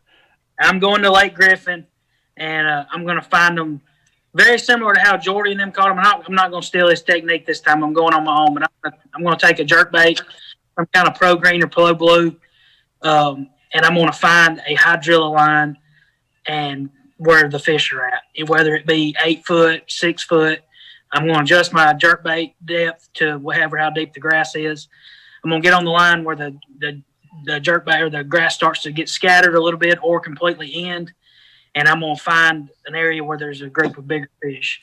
And it's a way to catch tons of fish down there, and once you find the area that's got the big ones, you can do really well in tournaments down there doing that with that jerk bait. And we got some MLF stuff coming out soon that's going to be very similar to that I've had some success on. So I'm going with a jerk bait, find a deep grass line, hydrilla, and I'm going to go to work on them with a jerk bait. Oh, great answer. Deep grass line, jerk bait, down on an unknown lake. Did you mention the lake you're going to fish? Yeah, it was Griffin, Lake Griffin. Oh, you're going to Griffin. Going through the lock to Lake Griffin. Yep. Yeah. All right. Jordan, what do you got? I'm going to take you to Beauclair. Ooh. We actually did a little bit of practice down there at Beauclair. I'm going to take a Carolina rig with a Zoom old monster and a shaky head with a Magnum trick worm. And we're going out of the round, little bitty humps, and we're going to find them offshore on the shell bed. And that's how we caught a lot of fish down there this past week. But they was just they were smaller fish, but I felt if we had more time to idle around, we could have found some bigger ones. And but I did find one real big school, and they was not going to help us out in the tournament. So, and we sat there and we blasted about 20 of them. But to have fun, I'm going to Beauclair, and I'm going to idle around. I like to fish deep. I like to throw a big worm, and we're going to go catch them on a shaky head. When I say deep, I mean 10 foot deep. Yeah, well, that's deep for the Harris chain. Yeah. Yes, sir. All right, going to Beauclair. Man, two great answers. I got to say, first off, I think Jesse. Well, first thing I got to say, you guys why didn't either one of you go with the chatterbait down the Kissimmee grass line somewhere that just won the tournament? That's what I ran that pattern all over the lake, and I only found them in Lake Harris. So I wouldn't tell somebody else to go try it if I couldn't catch them. So that's why I'm going with a big worm. Fair enough. We're in another DQ situation here. Jesse, you went out of turn. You were supposed to go last that time. No. So Jordan gets my vote. It was first, second, first. Yeah, he was supposed to go first. He was. Yeah. Ooh. All right. You saved it. Jesse wins. Yes. I told you guys this was subjective. I thought you went out of turn. You're right. I'm wrong. So I give you the vote. Yeah. Okay. Is he busting my chops, I hope? Yes. No. Always. Well, kind of. Okay. All right. Who's next? BTC? Yeah, I'll take this. I'm going to stay with Jordan. Dragging a Carolina rig, I think, is forgotten a little bit. Something I want to do a little bit more of myself than I have recently. And I don't know. Just plus, he's a working man. HVAC. And I appreciate that. Yep. I do. We all do. All right. Who's next? All right. Rizz. All right. So I'm very, very much so torn on this because the idea of catching big Florida strain bass around grass on a jerkbait sounds like so much fun, but it also scares the hell out of me if you're around big fish and treble hooks and the possibility of some pretty dense grass in the area. That scares me. So I think I got to go with Jordan on this one because if he's going to get the bites and he's going to drive that single hook home on those fish on a Carolina rig, I like the odds of keeping that fish pegged better. Now, I've never done the jerkbait thing around the deeper grass, big Florida strain, so I don't know, but I think I got to go with the Carolina rig on the offshore humps. What is the deal with that? What's the what pound test can you get away with throwing a jerkbait in that situation? I throw 15. I throw mine on 12-pound, like either Tatsu or a Brazex or something like from Seagar. 12 pounds is what I go.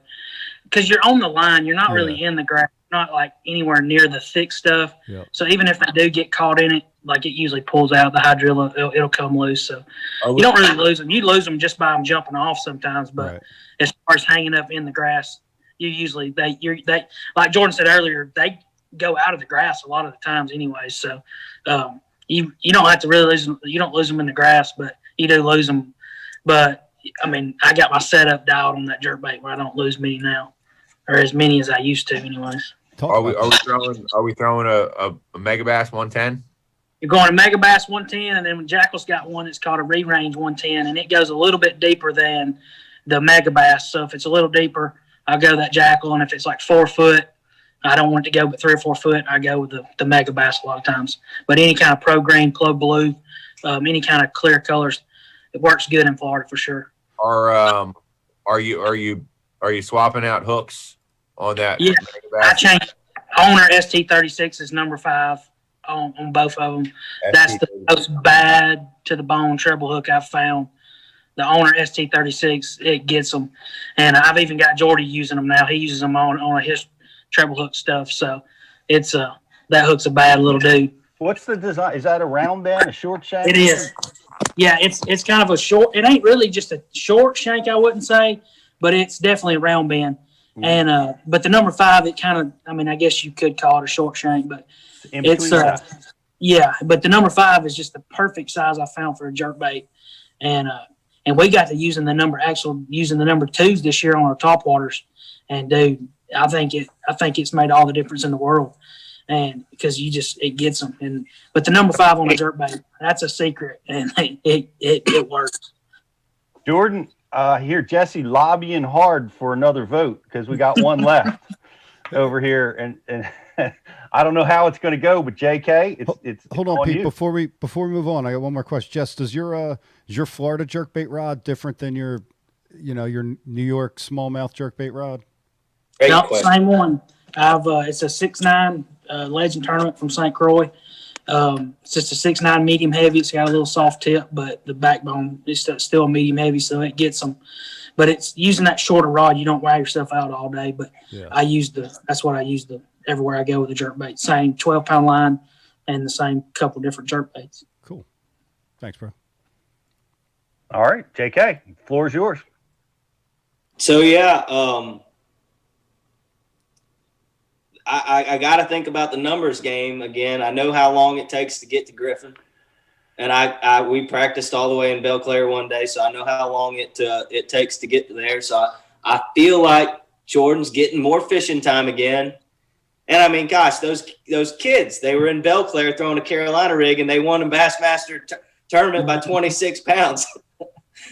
With my limited knowledge, I know Griffin's got them. And I know people got burned by Griffin in this tournament. That's why we X'd it off. But Jesse says the lock gets to work. But I'm going Jordan all day long. He's going to be around them on them shells and dragging single hook, getting them in the boat. And we all saw Cole and Connor's video of what went down on Belle Claire. That was insane. So I'm going Jordan.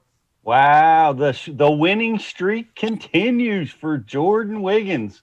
I thought he was he gets disqualified for pirating somebody's hole. Yeah, he did. Well, you beat him up. You beat him up on that round.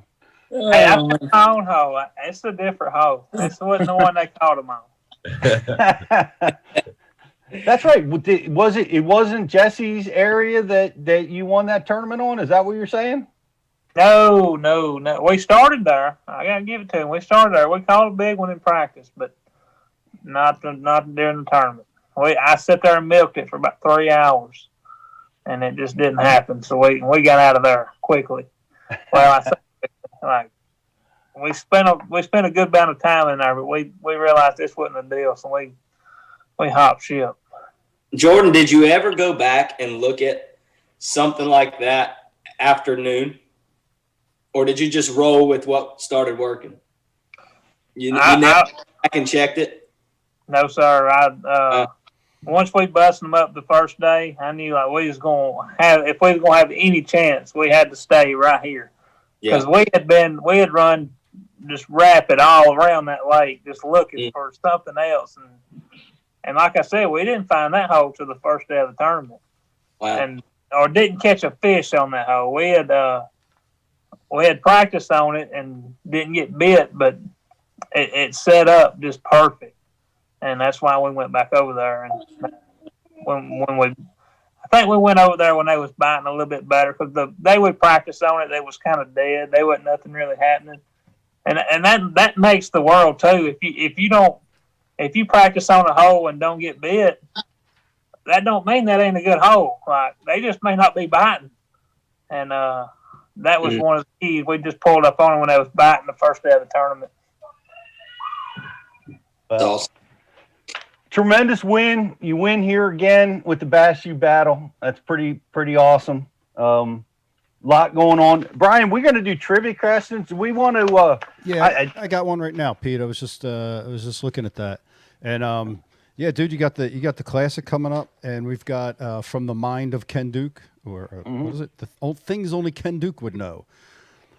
Trivia question for the viewers, guys watching on BassU.tv. And this is for a Gills Gear gift card, $25 gift card to Gills Gear. And the question is, the best Bassmaster Classic finish by a team championship qualifier. What was the best finish? What place? It's a tough question. It's a really tough question. So just give us the place. You don't have to get the guy's name or what year, because I don't know. That seems like it's a really tough question. We could be here all night. But, right. Well, I'm thinking about that question. I wonder how many team tournament classic spots have there been? It started in 14. It started in 14. Well, so it'd been the 15 classic, 2015 classic. 15, 16, 17, 18, 19. So only 5 have competed. I think I know what lake it was, but I don't know what the finish was. No, 6 have. And and this year, Matt Robertson is qualified for the elites, and he's going back to the classic, and he qualified for the classic in 18, maybe 18 or 19.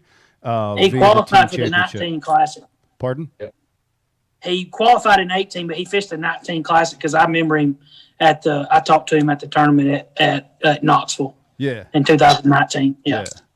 Yeah, I did too, and that's where I met him, and they all blurred. He's a cool dude. I like him a lot. Yeah, big fan of that guy.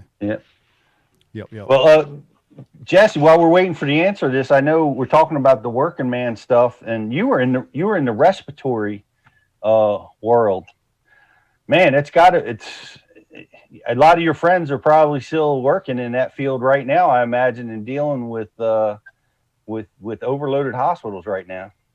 Absolutely. And my Haley's sister she's a nurse at the hospital I used to work at, and she keeps me filled how crazy it's gotten. And I'd kind of already quit working before the COVID still had come out, and the hospital that I was still working at didn't really have many patients for it anyway, so I haven't really been needed in it. But it's hit all around here pretty bad. All the hospitals are full, and the ICUs are full, and she tells me how many people are on ventilators, and it's usually breaking the record every week. So pretty crazy. It sure is. Obviously it's good news. We got the vaccine has started to be circulated, and all the first responders and medical workers are getting it first. We're seeing all that happen. I hope it gets us all back on the water. Hope it gets us all to the Bassmaster Classic here. Yes. Pretty soon. Yes, indeed. Amen to that. What you got? We have a winner, by the way. Came through on the board while we were talking, and Mike O came through with the correct answer of 26th place. 26th place was the highest finish by a Bassmaster team qualifier. Yeah, and that was in 2016. The guy's name was Thomas Martins. Thomas Martins. I don't know what event Gordon, was that. you got to do better than 26th place. Yeah. I plan on winning it. Yeah, right on, dude. Right on. I love it. I would love to know, has there been any other Bassmaster Classic team qualifiers that have brothers that have also fished in the tournament as well? Because you clearly have a genetic advantage at that point. You're the only one. Well, I don't know the answer. We need has Matt's made it to a classic, right? Matt Lee? He has. Matt, and I know the Lane brothers have. I don't know who else. I know Matt and Jordan. Did they qualify through the team? I don't think. Oh, okay. I got you. I'm sure Jordan's probably the first brother of an Elite Series Pro or a Bassmaster Classic qualifier to make it as well through the team. Yeah, to get in any other way besides fishing the Elite Series. I bet. So pretty cool. Yeah, we're going to jump in those team tournaments this year and try to make it to the Classic that way. I liked how this went down, Jordan. I'm enthused, man. I'm going to try. We're going to try it up here. That's right. It's awesome. We got the Pennsylvania, we got the ABA up here, and some other local team circuits. I think that are all qualified. Are they? The ABA will get you in?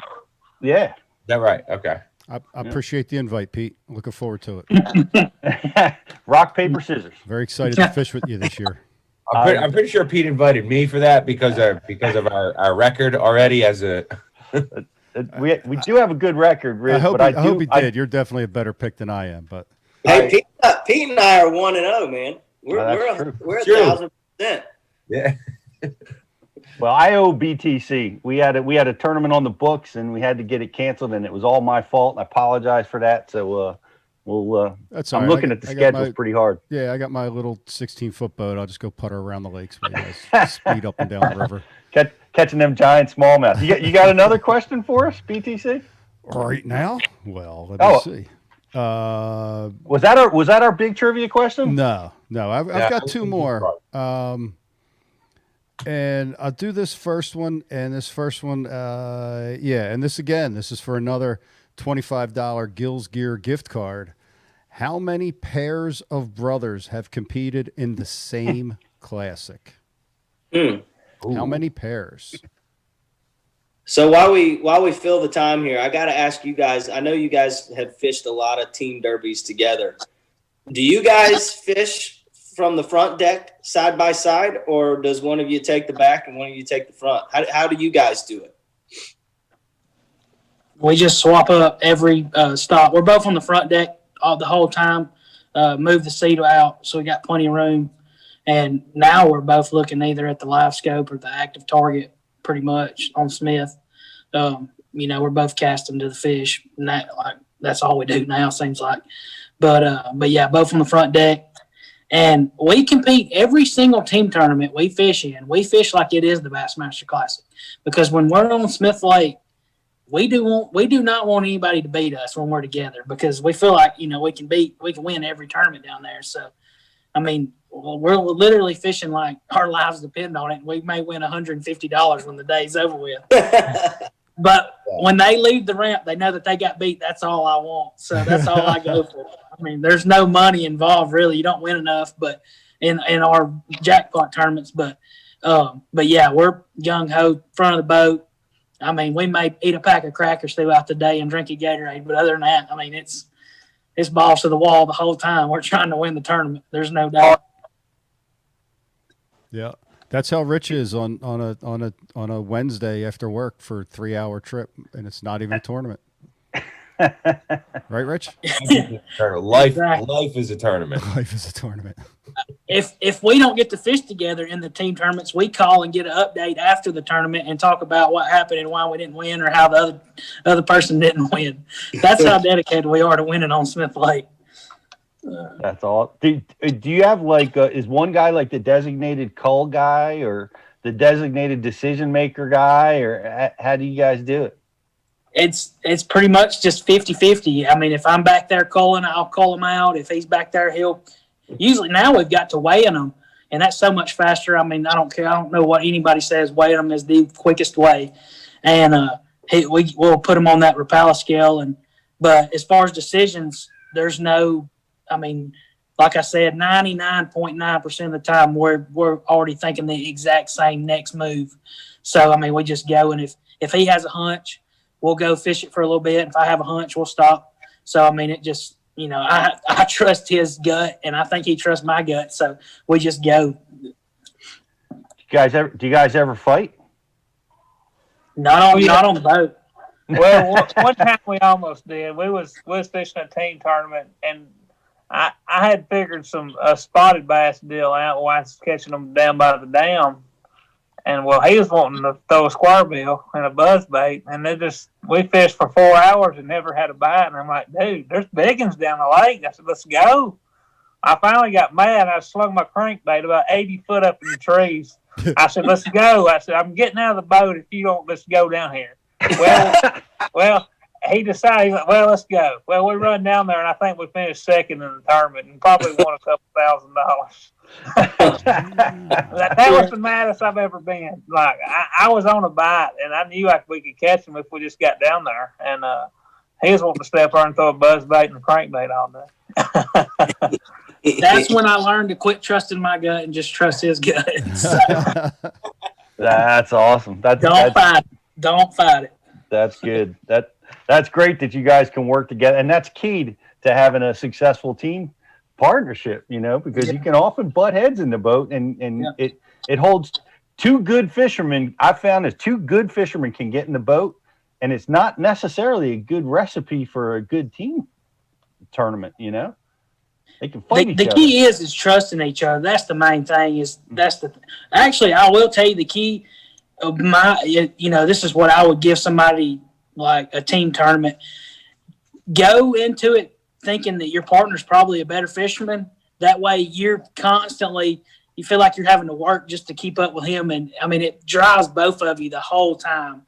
So I ain't saying don't go fishing with somebody that ain't as good or whatever, but I'm saying if you want to compete in big team tournaments, make sure you're fishing with an angler that cares about it and wants to do it just as much as you. Because if he'll go practice or if he's always studying the lake or got ideas, like it makes it so much easier if you both care, about it 110%. And I think that's why we did well and him and Wesley do well that's all they do and all we do is eat, sleep, and breathe the next tournament. So that's the key to a team deal is having a partner that's just as good or better and knowing that, you got to work to catch them because, they're working too.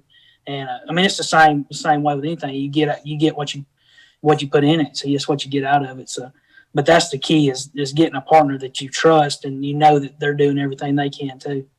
You don't want a partner that's sitting on the back deck eating Snickers bar and you're still fishing. You got 2 hours left. Because if the bait ain't in the water, you're not going to catch one. So that's the key. Or a guy that's out at the bar till 4 a.m. and drags himself to the boat launch. That's another thing you see a lot in team tournaments, and I learned that. Like I've seen some of that stuff, and I'm like, these guys, no wonder they don't ever catch anything. They don't ever even fish. Like some of them don't even practice. And I'm like, you get what you put in it. That's exactly right. Those guys just want to get away from the house. That's exactly. They're paying the entry fee to get away from the house. Hey, we need those guys too, Brian. We need that. Yeah, those the entry fees. That's the payout. Don't hate on those guys. Just let them be in somebody else's boat. Right. Rizz, you got a winner for us? I do. The winner of that last trivia question was not on him. Not on him was the he got the correct answer of 5, and the question for that was how many pairs of brothers have competed in the same classic. So congratulations, not on him. You won yourself a $25 gift card to Gill's Gear. Yes, and there is a who grand prize question that is similarly based on that one, and it's coming up a little bit later in the show. For what is that grand prize, Richard? The grand prize for tonight's show is Flambeau Blade Crate, Flambeau Crankbank, TH Marine G-Juice, and a Bass University official apparel package. Nice. Sweet. Brian, do you have the information on who were the pairs? Yes, Peter, read question 3, but don't read it aloud. You're leaving us all hanging. Well, we're not going to leave hanging. Thank you, Wiggins. I appreciate you guys being here. It was great. Yes. Jesse, you out there hunting with Swindle? Is that what you're doing? Pretty much. How's that ground blind approach working? We got it set up. Actually, we wasted a lot of time messing around. But now, I got a little 8-month-old. Spend time with him, and then I go hunting down there. Me and him has a lease. Me and Gerald has a lease down there. That's where I've been spending a lot of time. But it's the fishing's about to get really good, so I'll be back to fishing. Outstanding. Well, fishing's about to get really good in December, January. Yeah, now through April is the best time for Smith Lake, for sure. Right on. Okay. It bunches them up. Exactly, and big ones bunch up too. Right on. And You they're see a catchable. 2018 pre-owned Bass Cat flying around the lake. You'll know who it is. You will. We'll be out there Saturday. Right on, man. Well, good luck, guys. Right. Jordan, Good luck. I'm a big believer, dude. I like what I'm hearing from you tonight, and if you're hanging with Jesse, you know you can catch him. So good luck this year, bro. Yeah, man. And you're a working man, so you got a fan for life from BTC. That's right. That's good. And we're all fans, and we're all pulling for you at the Classic. We'll be watching. We'll wish you great luck. Jesse, wish you good luck this year in all your tournaments. We're going to be watching you guys the whole time. And I hope you guys will come back on the show sometime soon. Absolutely, anytime. I'd love to. Hey, Awesome. Well, Jess, good job raising him, man. You did a good job. Thank you. I taught him everything he knows. Yeah, you can catch him, and he's working. He's a squared away guy. Got 3 kids. Yep. Good job, Jess. good man. Good man. The both of you. Hey, thanks so much, guys. I appreciate it. Thanks for coming on. Good luck, and we'll catch up with you real soon. We got Thank Jordan and Jesse Wiggins. Thanks, guys. Appreciate it. All right. That was fun. That was fun. They didn't fight as much as some brothers that we've had on before. You know, they get along a lot better. That's pretty cool. Oh yeah. You know. Yeah. Very cool. So what do we got? What do we got left here, Pete? We have a couple of things. We have a to get into. subscriber that wants to come on, right? We have that. JK, you got something for us? We got a tackle warehouse list, Pete. We do have a tackle warehouse list. I'm just looking at it. Jeremy Poutot just joined Bass University TV. Welcome to the Bass U family. Did I get that right, JK? I think it's Patat, but that was pretty good.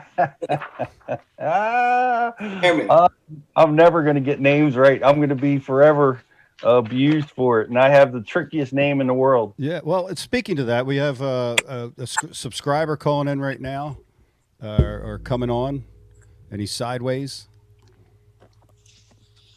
This is Jay from Indiana.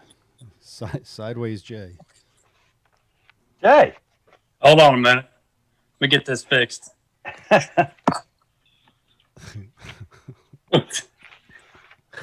on, he had us. Is this Mr. Eods? I'm trying to. I don't know what happened. Just go straight up and down, man. Am I still sideways? You're sideways. Yeah, you got to unlock your screen rotation. I don't know Swipe down from the top with your finger and unlock the screen. Yeah, we did this in pre-practice at about 6:30. I guess it reset itself.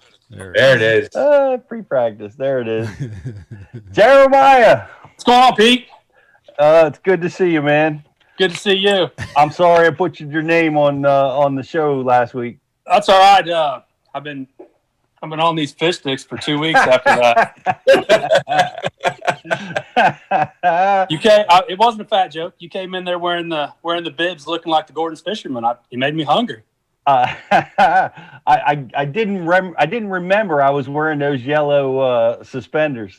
Oh yeah, you look just like it. I wasn't calling you out on a fat joke. I just thought you looked like the Gordon's fisherman. No, that's cool, man. It was a great comment. I liked it. Appreciate it. And you know, I was a little upset you didn't remember me. I mean, I've shared a table with you at Columbus with JT Kinney, JK, Paul Benson, Fat Cat, Alabama Mike. We all remember that? Absolutely. I think it was yesterday. I seen it cashing rods in the background. background. Yeah, I fished against you at Lake Norman. You and JK whipped my butt pretty good. Yep. We had a pretty good day down there. Yeah, or not Norman. It was Jordan. Jordan, yeah. Hey, is 19 pounds even possible at Lake Norman? No, I fished that tournament the year before and pretty much blanked. Mm. That was you got quite a shop in the background there. Yeah, thanks. Yeah, it's. Are you ice fishing now, or not yet? Not yet. Our water's upper 30s right now. It's not ice yet. Okay. I got a question for you though. What do you got? Say you're in Indiana. This time of year, you're looking at 40 to 45 degree water temp. How would you approach muddy, cold water in the Midwest right now? Well, the very first thing that I would do is I would drive to a lake that has clear water. You don't have that option. We're in the Midwest. We're all field runoff lakes here, so. Yeah, the cold muddy water. Here's my scenario on that I've run into this a lot, and we deal with it a lot down here because we got the coastal waterways, and they get muddy, they get cold. And is it stable? Is it warming, or is it getting colder? Stable to getting colder. It's stable. Well, if it's stable, and that's a real positive, right?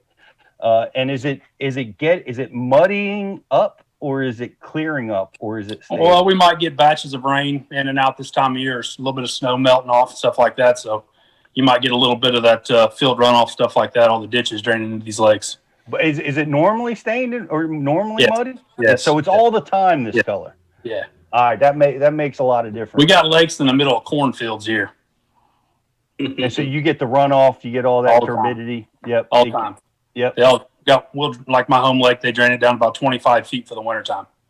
Well, my experience is if that water's normally that kind of off color and you got falling water temperatures, you start getting into the bait category that we're using around here.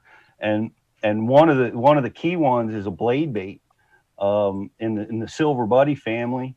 The blade baits are tremendous, and they make them when I'm in off-colored water with them. They have painted blades that are white, more visible. And when I'm in off-colored water, even like where I'm at here in the Chesapeake, when the water just starts clearing, you can catch them on those painted blades a lot better. Right. But I get into those types of things, and I'm really throwing a lot as Rizz was pirating one of my tackle warehouse shipments and saw all my bucktails, my white hair jigs. Yeah. It's another great tool in that 40-degree water, low visibility. That's the group of the category of baits that you got to get into, because it gets weird. Once you start getting down into those mid to low 40s, it's like certainly every lake has its own personality, but they'll stop biting the jerk baits. They'll stop biting the crankbaits and the jigs, and they get onto those reaction baits. And those cold water baits, that's the category, man. It's like the blade baits and the hair jigs. How you fish that hair jig? I fish it like I would a normal jig. Really, I'm pitching it to cover, to habitat, whether it's a piling or whether it's a point or rock. You're always typically fishing rock this time of year, hard habitat. That's going to be a big key, is you're going to be wanting to get around the hard stuff. And the deeper stuff that has lower flow. I don't know if you're dealing with current in your waterways. No. But yeah, but the biggest thing you're going to throw it around is the bait. You find the bait, you find the bass this time of year. We're figuring this out even more. Me and Stockler were we fish this Delaware River that's right next to my house, and it's got a massive current flow. Mm-hmm. And we thought, man, these fish get in these wintering areas and that's it, man. They're just there to stay.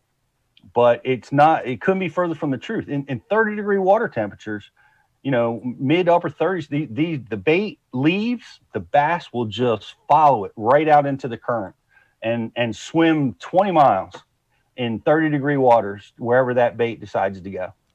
Now, you're going to do the same kind of stuff in March when our water temps are pretty much the same temperature, but warming up just a little, starting to warm up. Once you start talking about warming conditions, you start opening up a whole arsenal of tackle that can be your friend. The bladed baits, the bladed jigs bladed jigs is a really good cold water, warming water, early season deal. Crankbaits start becoming a factor. I try to get away with jerk baits, but it depends on your water clarity. It's funny, Kevin. KVD just gave us a seminar at Bass UTV about using jerk baits in off-colored water situations. And it's eye-opening, because we saw him do it down in Mississippi, I guess it was. The lake, him and JVD were down there, and those two guys were using a jerk bait in virtually muddy water. And and he gave a seminar teaching us all, about why and how and that kind of stuff. But anyway, in warming water conditions, you're going to start seeing that jerkbait bite potentially open up for you, especially if the water's stable and not getting worse in color. And everything starts opening up. You know, you get one of those warm days, you know, they'll bite a jig, they can bite a crankbait, they can bite a jerkbait, and they'll bite a lipless bait. Big deal in the early season, you know. Gotcha. And then once you start getting into the 50s, now your whole tackle box opens up. Right. You know? Now everything is. Once you get into the 50s, once you start getting into those 50s and warming, yeah, it really, you know, anything goes, you know. That's definitely an anything goes situation, right? You know, from the 50s into the 60s. Then, you know, of course, 60s, you're starting to look at the spawn and it changes things. Right. But yeah, that's weird. Fish get weird on that 40-degree water temperature, man. It's tricky. Yeah, there's you got to use those cold water tactics, man. But it's hard to beat the blade bait. We just saw in the tournament JK fish the winner won it with a tail spinner, which is another great cold water bait in the family of the blade bait. Yep. Those odd cold water tactics, man. That's I love to throw a blade. What was you saying, Brian?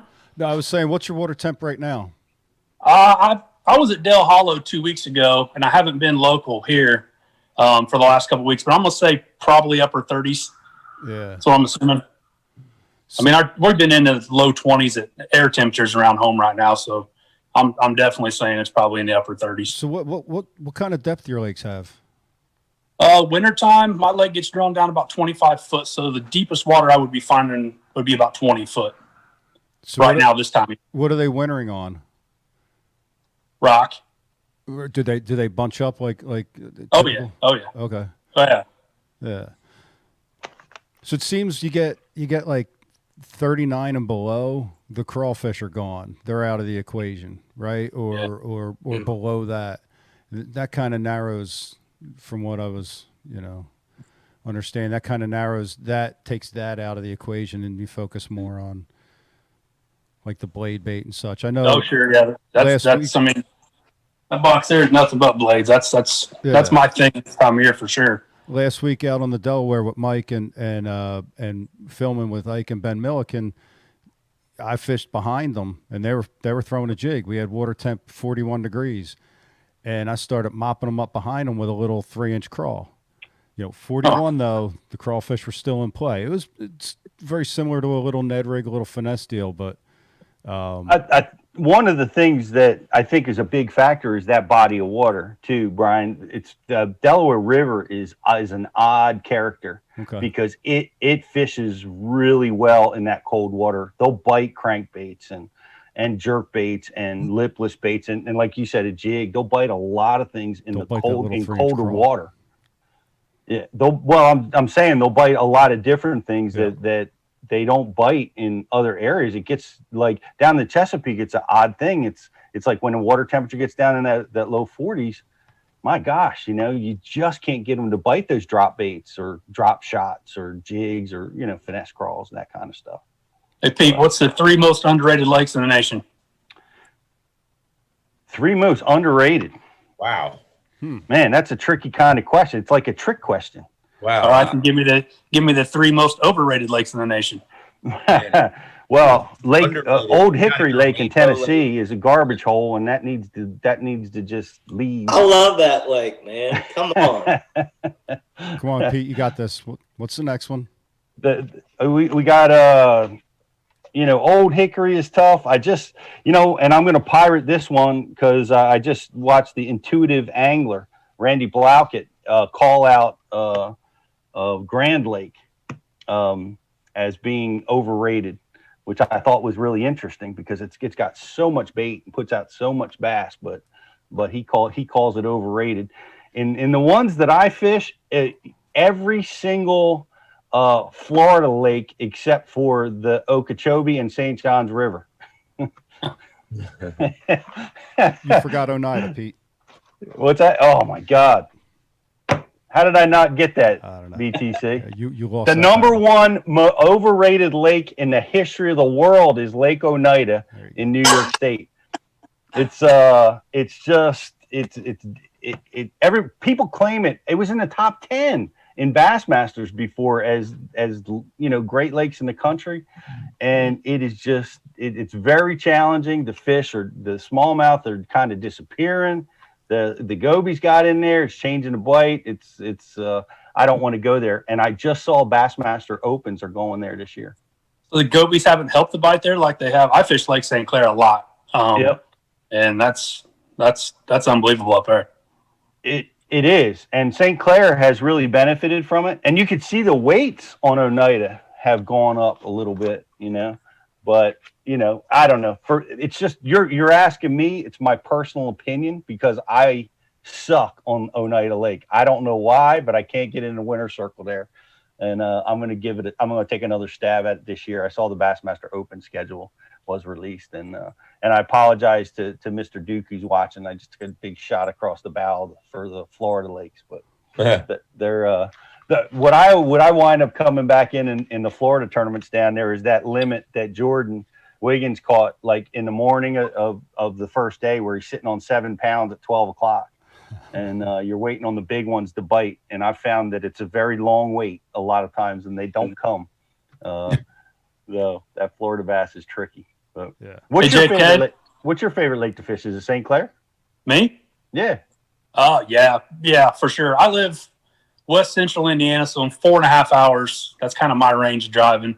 I can be to St. Clair, Erie, Kentucky Lake, Dale Hollow, Cumberland, kind of all those areas. And St. Clair by far is right there on the top of the list, unless I go to northern Michigan and fish Burt, Mullet. There's a couple of lakes. Went on a trip up there early May this past year. It was phenomenal. I broke 6 pounds several times this year in Michigan on smallies. Ooh. What time? When am I coming up? Whenever you want. Whenever you want. I'm doing it. Let's shoot for late April, 1st May. All right, I'm in. We'll have fish sticks. Yes, we will. I got several boxes. Hey JK, why are you wearing a coat? We all know you can afford to pay the heat bill. You just want a big check. Yep. Dude, my wife keeps the house to save money at about 65 degrees in the wintertime. So I am always wearing a hoodie. Inside. Isn't that the temperature it is in Georgia right now anyway, 65 degrees? It's about 41 today all day long. So, but wow. I hear your jokes. That's pressure, brother. You can have all the snow you want, brother, because if I wanted to, I can go fishing on Saturday. I got snow outside right now. Jig and a jerkbait. You know what I'm saying? Yeah. Hey, Jeremiah, do you want to hang with us for the Tackle Warehouse countdown? Sure. He wants to hang with us until you say his name right. I think that's what he came on for, Pete. Take a shot, buddy. Eads. Come on. You got it. Got it. I got it. Well, let me explain myself. I saw it was people whose names start with 2 vowels are tricky, right off the bat. And I figured it can't be like beads without the B, eads. That's too easy. In the English language, it's all screwed up. This is a curveball. It's got to be weird. It's got to be eods. It's got to. So I took a guess and I got it wrong. I'm sorry. That's all right. It happens. The irony of the guy whose name is Gluszek. Yeah. Well, my father's name is Kazimierz Mieczysław Gluszek. So I would have never got that right. Yeah, I'm Peter James. Say that again. I got Peter James. Oh, Peter James. Try spelling Mieczysław. It's a tricky one. And that is that is things that only Mieczysław would know for the grand prize. Hey, well, we were talking about chatterbaits. We're talking about vibrating jigs, and we hooked up with Corey from Tackle Warehouse, and he gave us the lowdown on the top selling. As I'm looking for the right page here, the top selling lip or vibrating jigs at Tackle Warehouse. I'm gonna give you guys a guess at what you think number 1 is. Jackhammer. Jackie, you don't think the original chatterbait is the number 1 seller? No, not anymore. Not anymore is right. Number 1 by a landslide is the jackhammer. No, by far. Number 2, the Tackle Warehouse Custom vibrating jig. Number 3. Wait, what? Chatterbait. Z-Man Chatterbait. Tackle Warehouse Custom. Yep. Number 3 is the original Z-Man Chatterbait. And this one just amazes me because it's brand new in this category and it's on the list, on the top 5 list. You guys know what it is? That cricket? Cricket. The Stealth. The Stealth. Oh, yeah. The Stealth. It's brand new, just released, and it's They already 6 colors too. It's already on the top. And the next one is the Thunder Cricket, the Strike King Thunder Cricket. Has anybody caught a fish on that Stealth? No. Yeah. I don't have one. Don't have one. I have none in my possession. Wonder if So I like metal better than plastic anyway, so it got me talking about the best SKUs, the best selling colors and weights. And what do you think number 1 is? Half ounce. Half ounce white. And it is not white. Half ounce green pumpkin. Green pumpkin. Ding, ding, ding, ding. Wow. Half ounce green pumpkin is the number 1 SKU. That's the best. That's it. That's all you need. That's all you need. That's all you need. Come on, Rich, we're here to help people. Rich. Yeah, all Rich has is just a box of half ounce green pumpkins. The number 2 SKU threw me. You guys have a guess? I'm scared to hear it. It's not one of yours. I don't think. Good. Say Fire crawl? No. It is the fire crawl. Yeah, I went nuts this year. Yeah. It is the fire crawl in 3/8. Mm-hmm. And it's interesting that the 3/8 and half ounce go back and forth here. Because number 3 bestseller is green pumpkin in 3/8. Half ounce was number 1, 3/8 is number 3. Wasn't that what Hank Cherry was wrecking them on at the Classic? Was a 3/8 fire crawl this past year? Was that the size and weight color? It might be. I don't recall that. I don't remember Hank catching too many on the chatterbait. When was that? I thought it was a jerkbait. Well, he's jerkbait. Caught one on a red crankbait. I remember John Cruz catching like a 6 or 7 pounder on that red chatterbait on the last day. I don't know. I've seen a lot of them tied on. Everybody had them tied. Everybody had them things tied on. Yep. There was an MLF tournament. I guess it was Jordan Lee. He ended up catching like 30-something pounds and like 6 fish or something. I guess it was Eufaula. Got into some dirty water through that red hitter, and it was just on. A wop baba looba. And then they sold out like that, and you couldn't find a red chatterbait for months. Unless you want to pay $35 for one on the secondary. Yeah. I just called John at True South and said, "Hey, Bubba, will you make me some vibrating jigs? Because those were two. Those were two." Yeah, he makes a phenomenal shimmy jig for sure. I got a whole box of them. Yeah, it's special. Uh-oh.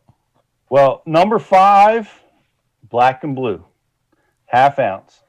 Number 6, 3/8 black and blue. 7 is bluegill. Wow. 8, white comes finally on the hit list. That's number 8. I'm sorry? Crazy to hear that white's so low.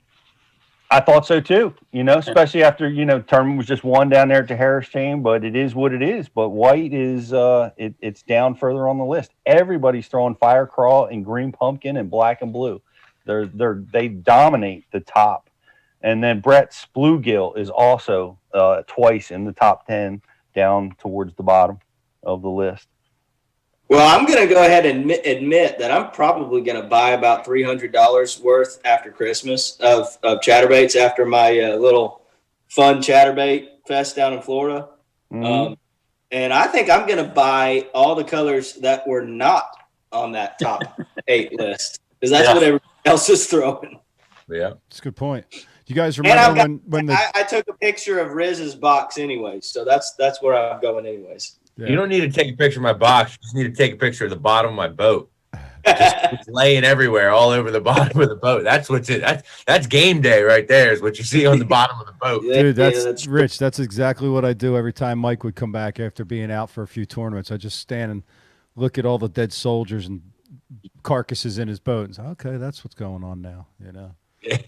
That's what he's been throwing. It's kind of funny because I do that too, but the baits that are laying around my deck are the ones that aren't working. Like they all got cut off, except for the dead soldiers, of course. You know, the ones that are wore out. That's a dead giveaway. But my boat is littered with a pile of tools that I tried and didn't work because people would always come over to the boat and look around and think, oh, you know, there's this crankbait or that crankbait, but it's the ones that are tied on that are the key. They're the other one, and I leave them out on purpose for distraction. Nice. You remember when the jackhammer first came out? All the ruckus that it was way overpriced and nobody's going to pay that. Yeah. I'm sick if I spend $47 at the grocery store. I'm like sick to my stomach. I'll drop 400 on chatterbaits and not even think twice. That's called an addict, Rich. Really, they should be taking notes because surely the next one they can come out with could sell for $25. Take it easy. Yeah. Let's not go there. Yeah. Whose team? I mean, how are you going to top a jackhammer though? Like, how do you make a bait better? How do you make a chatterbait better than a jackhammer? Hit me up after the show, and I'll tell you about a guy.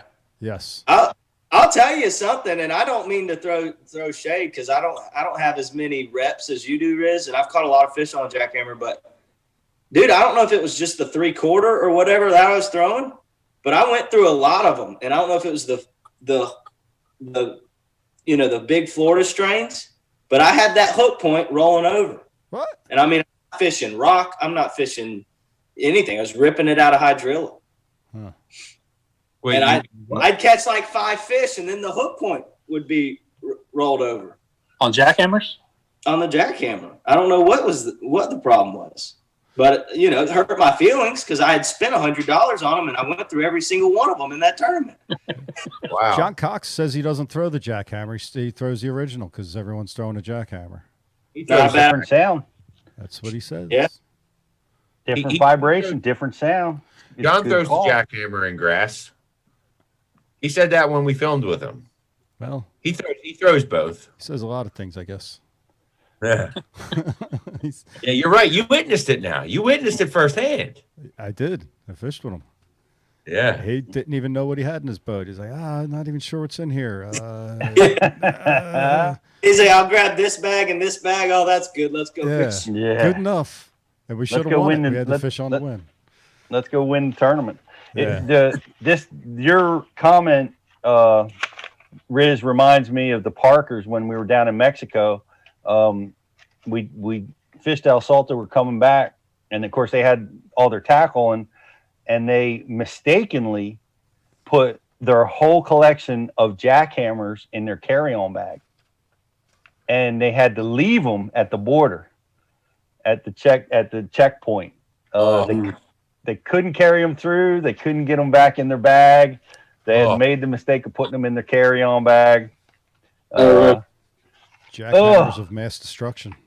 Jackhammers going in the wastebasket. Oh, I got a random search at an airport because I had fishing reels in my carry-on. Oh yeah, really? Yeah, they pulled me to the side, and I had to search because I had fishing reels. I had to pull my pants down. Yeah. Nice. Did you had to, or you just did? Well, just for fun. I did it. All right. Yeah. Hey, what the heck? Let's kick this party up a notch, right? Oh my goodness! Hey, are we giving away a cash and fishing rod today? No, we're going to do that Tuesday on Tuesday's show. Tuesday's show. That is correct. Jeremiah's got like 30 of them sitting right there behind him. Well, Maybe we're going to give one of them away. Mine. It's not easy for me to get these. I don't want to give them away. What's your favorite? What's your favorite, Jeremiah? Oh, I'm probably going to go with. But it's tough. That's tough. I like the Ned rod a lot. Really? Because I do a lot with that rod. The hair jig rod is a lot of fun in Michigan in the early season. I like that one a lot. There's a lot. The new Icon series we have that come out it's pretty impressive. Those people haven't seen them yet. They're going to really like them. Yep. Yeah, the cranking rods are really good. The new Icon cranking series is really, really nice. Definitely lighter than the Elite Series rods are. Kevlar grips. Still has a pretty good feel in the hand. I mean, I love them. They're light. Fantastic. I agree. I like them too. I've got a few, and I still, of course, the Bass University series is my favorite rod, and they're the all-purpose rods. But I really love that 711 John Cruz cranking rod. The deep crank. Yeah, deep crank. Yeah, man, I use it. I use it in this time of year when I'm using a lipless bait, because I can keep it so high, and I can reel it slow. Like I get a really deep angle, and I don't have to bully that lipless bait because water's cold. I want to move it slow. The rod helps me do that. It's a really versatile rod. The John Cruz square bill rod's a pretty versatile one too. It's of course it's a good square bill rod, but it throws a DT6 real well. It's also a good jerkbait rod. Yep. Yeah. I throw that rod for a jerkbait, a DT6, square bill, swim bait, 3/8 ounce spinner bait. I mean, I do that a lot with a lot of my caches. So I've found a system for my cachings where I can do, several different things with one rod. Like my jig rod it's a 7-foot rod, but it's a heavy action rod, so I can work that. And then the F90474B. I swear I can throw any bait in my boat on that rod. I'm not even kidding you. I throw a chatterbait. I throw a spinnerbait. I throw a trap. I throw a worm on that rod. I throw a finesse jig. I throw everything. I can throw everything, every single thing on that rod, and I've found that to be a good system for myself with a few of their rods that I can apply to a lot of different techniques, and I know how the rod's going to perform, so I'm comfortable with it. M8 437 is the same for me. That's kind of my do-all rod. I mean, I can throw anywhere from a top water to dragging the jig with that rod pretty comfortably. Yeah. Spinnerbait. I mean, that's just I have more of that rod than any of them. I think that's probably, to me, my most versatile rod that Cashin has for me. Yeah, that 7-foot medium heavy one that you're talking about it's the same blank for the Bass U all-purpose rod. That's why we called it the all-purpose rod. Now, the one that Rich is talking about, the 7.4 medium heavy with that mod fast action, they upgraded that. I don't know if you've got the new icons in that, Rizz, but it's I got one and I just ordered another one. But they called that the multi-purpose icon. Yeah, and that just for what Rich is saying, you can do so much with it. Is the icon in that multi-purpose, the one that's 7.4 mod fast medium heavy, is that icon? Do you feel like it performs the same as it does in the Elite Series, or does it have some differences? I don't know if I put it through the paces on a chatterbait like you have with the older Elite Series one. Yeah. But coming off of using it, these last couple of weeks on a chatterbait, I was super impressed with it. It's just lighter. They're lighter. It's just lighter, but it's doing the same thing. It's giving me that delay that I want. And when you get a big head shaker on, it's absorbing everything you need about it or need it to do. So. Well, clearly we all love casting rods here, guys. And if you're a subscriber to Bass University TV, you get free shipping on any casting rod order. And that's available over at the Pro Members offers on your, if you go to the website, it's on the right-hand side down at the bottom. You guys, if you haven't checked them out, you got to check that stuff out. We've got a lot of guys subscribe to us and love our content.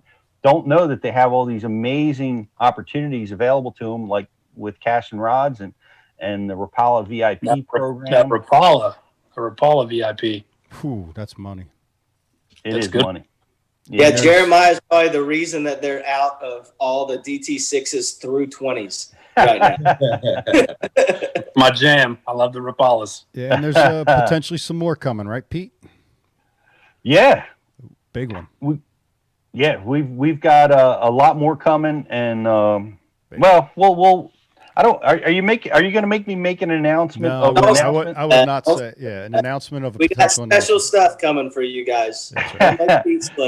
Yeah, so suffice it to say, guys, we're working for you guys all the time, trying to bring opportunities for you, and you can find them over at the Pro Members offers. Right now, we talked about the C Clear Power offer. Yes. That's available over there at 15% off. You really need to get that with all the advanced sonar that's available out there. It really makes your stuff work better and see clear, honestly. So, shout out to John Valdez. Just got his C Clear Power order in this past week. He's getting that wired into his Bass Cat. Looking forward to seeing the results. Yeah, he was having some difficulties with his electronics. He was having voltage drop and some other interference issues. So this ought to get him tight. Outstanding. Yeah. Well, guys, next week we've got a really cool show. We're going to be having a 2020 recap of what we've learned, new techniques that have entered our arsenal. Ike will be with us, which will be really cool. And, it's going to be next Tuesday at 7 p.m. What do you got, Brian? Yeah, next Tuesday at 7. We got Ike, we got GDP, Greg, Rich, Justin, myself. We're going to focus heavily on answering everybody's questions, Facebook, YouTube, the website. We're going to try to get to everybody. Really put an emphasis on letting you guys ask Pete and Justin and Greg and Mike and Rich questions. And like Pete said, in between that, we're gonna all bring some content to the show. I think it'll be a good time. We're going to give away a Cash and Rod or so, and some other things. So looking forward to it. Should be a good one. Let me hit this last trivia question, Pete. And we hinted around at this before, so if you guys were paying attention, and this one might happen quickly, Rich. Where were we? There were 5 pairs of brothers that fished the same classic. Name them. We named 2 of them earlier in the show. I think we did. We named at least one. Yeah. But you're not allowed to win. They fished the same classic? There are 5 pairs of brothers that competed in the same classic. Wow. With each other. Honestly, this is a mind-bending question. I just can't find that many brothers. I got a pair. I found another pair. 3 of them should come relatively easy as their, recent history, and a couple of the others go back. Yeah. And I don't know. Duke. Bravo. Yeah. From the mind of Ken Duke. Awesome. Top 6. We got just to let you guys know, we got some cool stuff coming up in Bass University. John Cruz teaches you how to drive a bass boat. Oh, I got a question, Pete. Launched today. Or Jeremiah, you've been at the Cash and Rod seminars. How does John Cruz thread the line on that 7-Eleven rod? I want a seminar on how Johnny gets the line through the top eye. I think he stands on Fat Cat's shoulders. To be honest with you. I think that's how that works. All right. That is harsh, man. It's an honest question, Pete. Those rods are hard to thread. I mean, you got to lay them down. You got to walk it up, man. Yeah. Well, maybe you can't even do that. You can't. What are you, 6'1", 6 foot? Me? Yeah, 6'1", probably 6 foot now. Getting shorter. You couldn't thread. You couldn't thread that rod. The hell I can. I can touch the ceiling at 8 foot. You gotta lay that thing over. Brian uses an RTD. That's how he threads his rods. Yeah. The winner for this trivia question is going to receive 25 RTDs. And a John Cruz elf on the shelf. Yeah. That's good stuff. Well, did anybody get out fishing in the snow? Did Brian? Did you get out? Rizz, did you get out? Last week I did. Yeah, Brian smashed them in the snow. Yeah. I got out and shoveled the snow last night.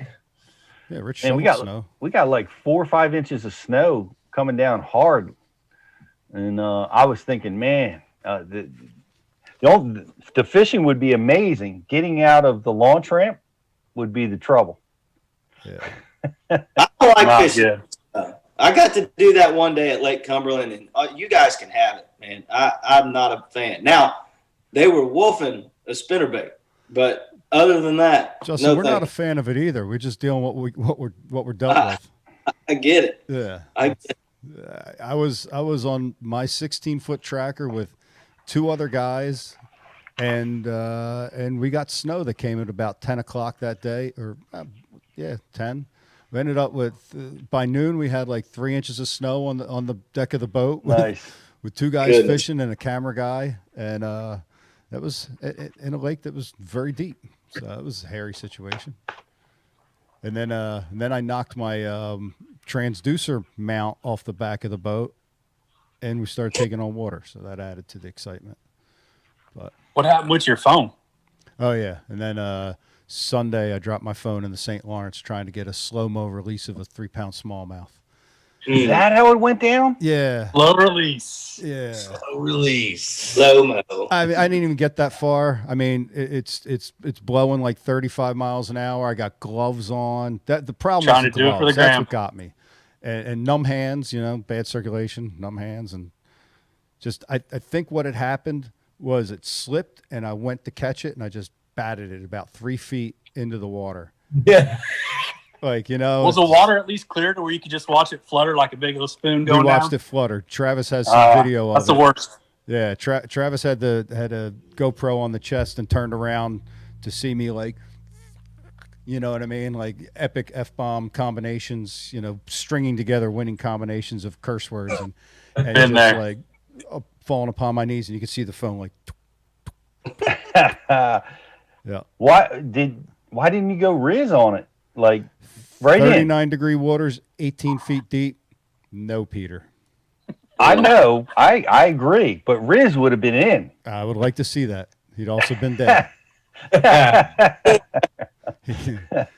I think more bass fishermen lose phones to the lakes and rivers than I'm don't. up to 3. I mean, I lost one down there at the James River. I got one. Paul Benson, I took him fishing, and I was cracking on him all morning. Paul, get off that phone, man. Get all that off that phone. And sure enough, he loses that phone. Trying to work and fish at the same time, like we all do. And then it goes overboard. I mean, that's what I was doing, trying to get content for shit, and then I lose the whole week's worth of content. Yep. Just trying to get a little doing it for the gram. I mean, it's for the brands, dude. I mean, what good's a 3-pounder if nobody sees it? You know what I mean? Right. Yeah. I would have believed you. I hear you, Rich. I heard that. But yeah, I mean, it's what's good for the brands when you can't do nothing for them because your phone's on the Well, bottom. I mean, this is the yin and yang of the world. Did Pete buy you a new man? All right, we have a winner for that question. Ken Duke. Yep, Ken Duke. won. BB Bass with the correct answer. Tom and Don Mann. David and Kevin Johnson. Chris and Bobby Lane. And Jordan and Matt Lee. And the Johnston brothers. And Chris and Corey Johnston. Wow. Other than the Johnstons. Okay, That's how I it's see it. worded, but that's not how I read it. Okay. You needed 5. You got your 5, right? Yep. He won. What'd he win? Are you sure? I feel like the phone just fell in the lake.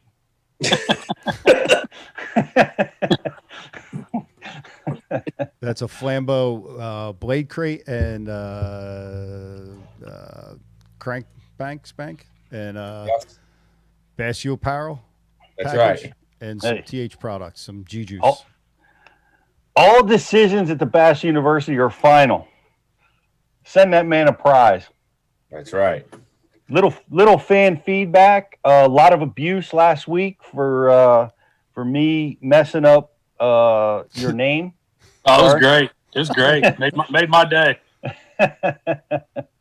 I appreciate the comment. A lot of people liking Ben on the show. The Sixth Sense man himself, and Slaw. Slaw got some love. Yeah, he's a cool kid. Yeah, a lot of love for those guys, Ben Milliken and Slaw on our show last Tuesday.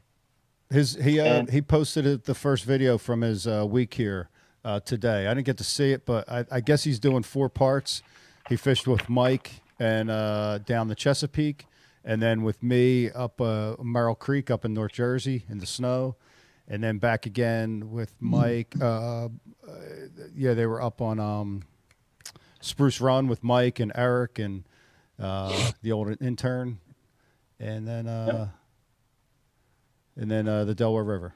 So I guess he's doing 4 parts with that, but today was the first one dropped.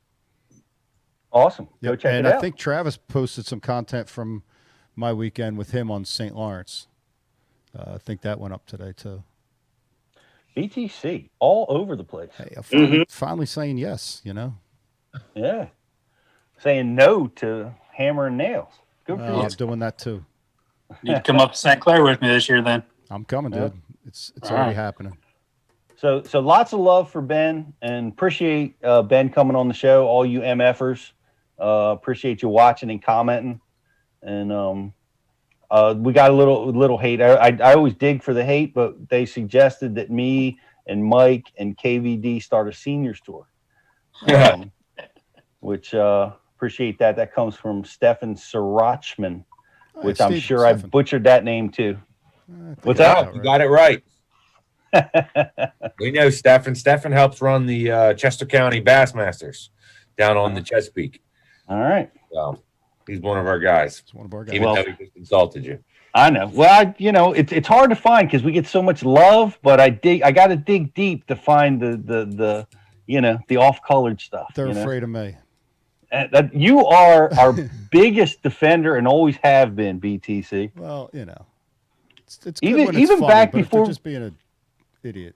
It's just whatever. Anyhow, even back before we had the show or did any of that stuff, I'd always see anybody that came up with a negative comment would always have you in there cracking back, crack-a-lacking. Yeah, I enjoy it. I think the best part about when my name got butchered was Brian and Rizz laughing immediately when Jeremiah was mentioned. It was a gift from God. I was so happy. Well, I'm glad I could amuse all concerned. Ken Duke would like to add some brilliant content to our show tonight. The Johnson brothers, 1980, were from Kansas. Both in their early 20s, they were supposed to be the next great thing in the sport. Neither ever qualified again. I was going to say, they're the only names I did not recognize. Same here. I didn't recognize them. Yeah. Wow. Only Ken Duke. Yeah. I wonder what happened to those guys. And Ken's going to pop in for a little bit with us this coming Tuesday as well. So for all you Ken Duke fans. Well, I want to give a congratulations to Dan Gable.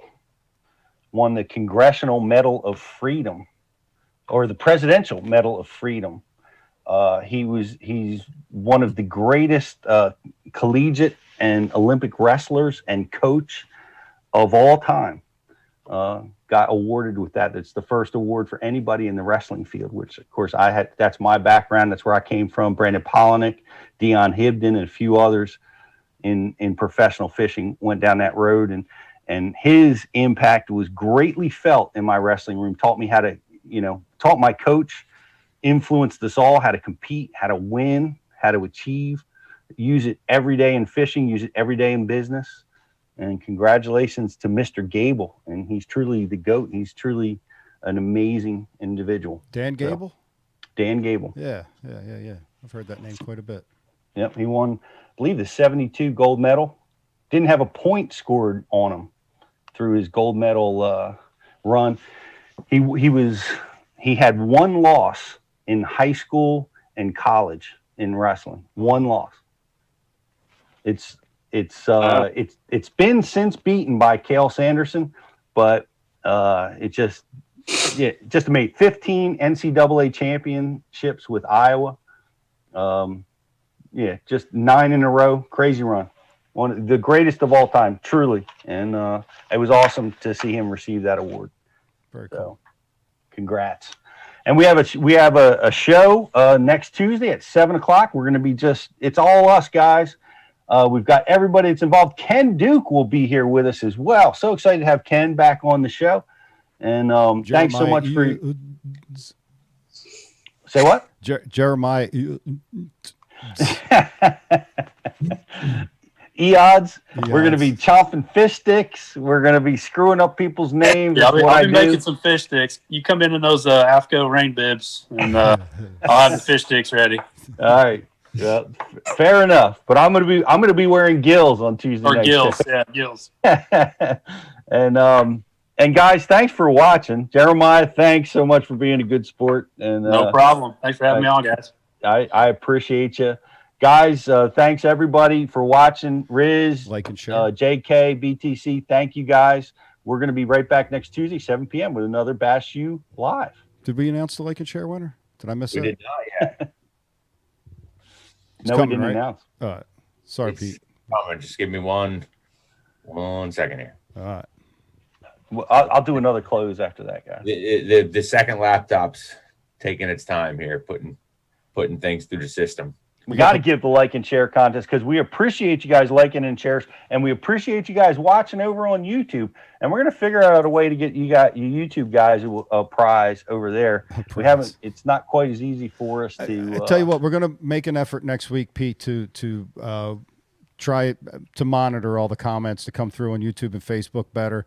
Right now, a lot of it's thrown on Rich's lap. To monitor 3 chat boards as well as be involved in the conversation and other things. So we're going to make get ourselves set up to monitor all 3 chat boards. It's a lot, and try to answer more questions next week. Excellent. Yep. And we've got Brian Thrift coming up with the umbrella rig.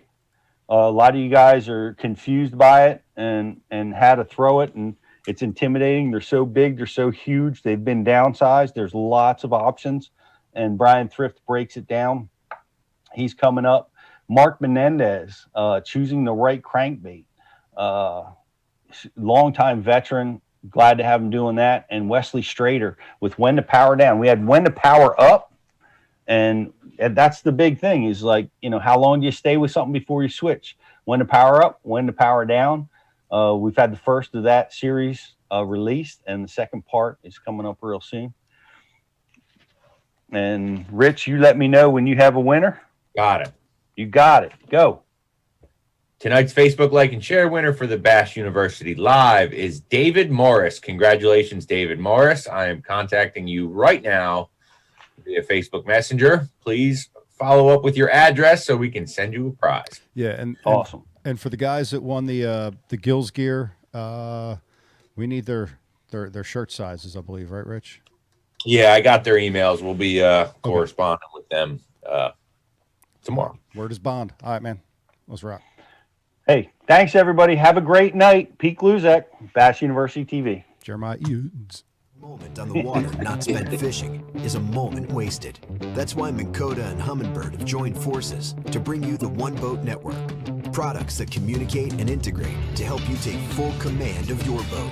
Born from our commitment to making the most advanced fishing gear even better by making it work together.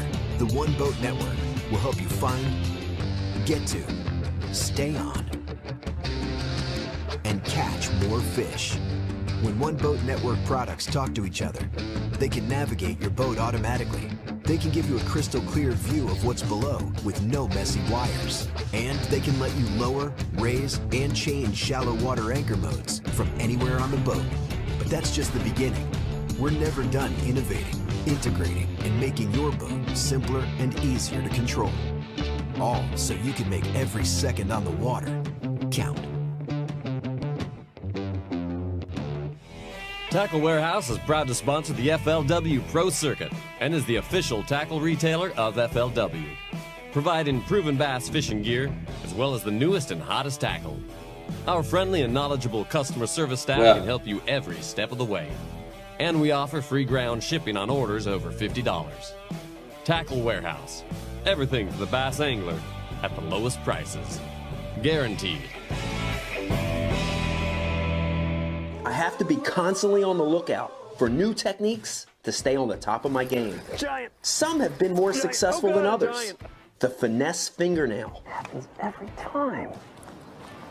The chain gang. Broke it off. The crow's nest. Never let go. And don't even get me started on tackle management, especially trying to stop rust and corrosion. Peanut butter. Not good. Motor oil. Gotta keep the rust off all these baits. WD-40. Keep the rust off. Silica, toothpicks, Q-tips, the list goes on and on. I'm hard on tackle, I fish fast, I need my tackle organized and protected. I can't be worrying about losing baits to rust. And when it comes to tackle management, there's only one solution. Flambeau tackle storage systems with Z-Rust technology. The original anti-rust tackle box. Uncompromised clarity. Renowned durability. The infused anti-rust option that is FDA safe and free of harmful chemicals. The organization options are endless, but there's only one. One box, one anti-corrosion technology, one family-owned, American-made brand, Flambeau Z-Rust Tackle Solutions. Preserve, perform, repeat.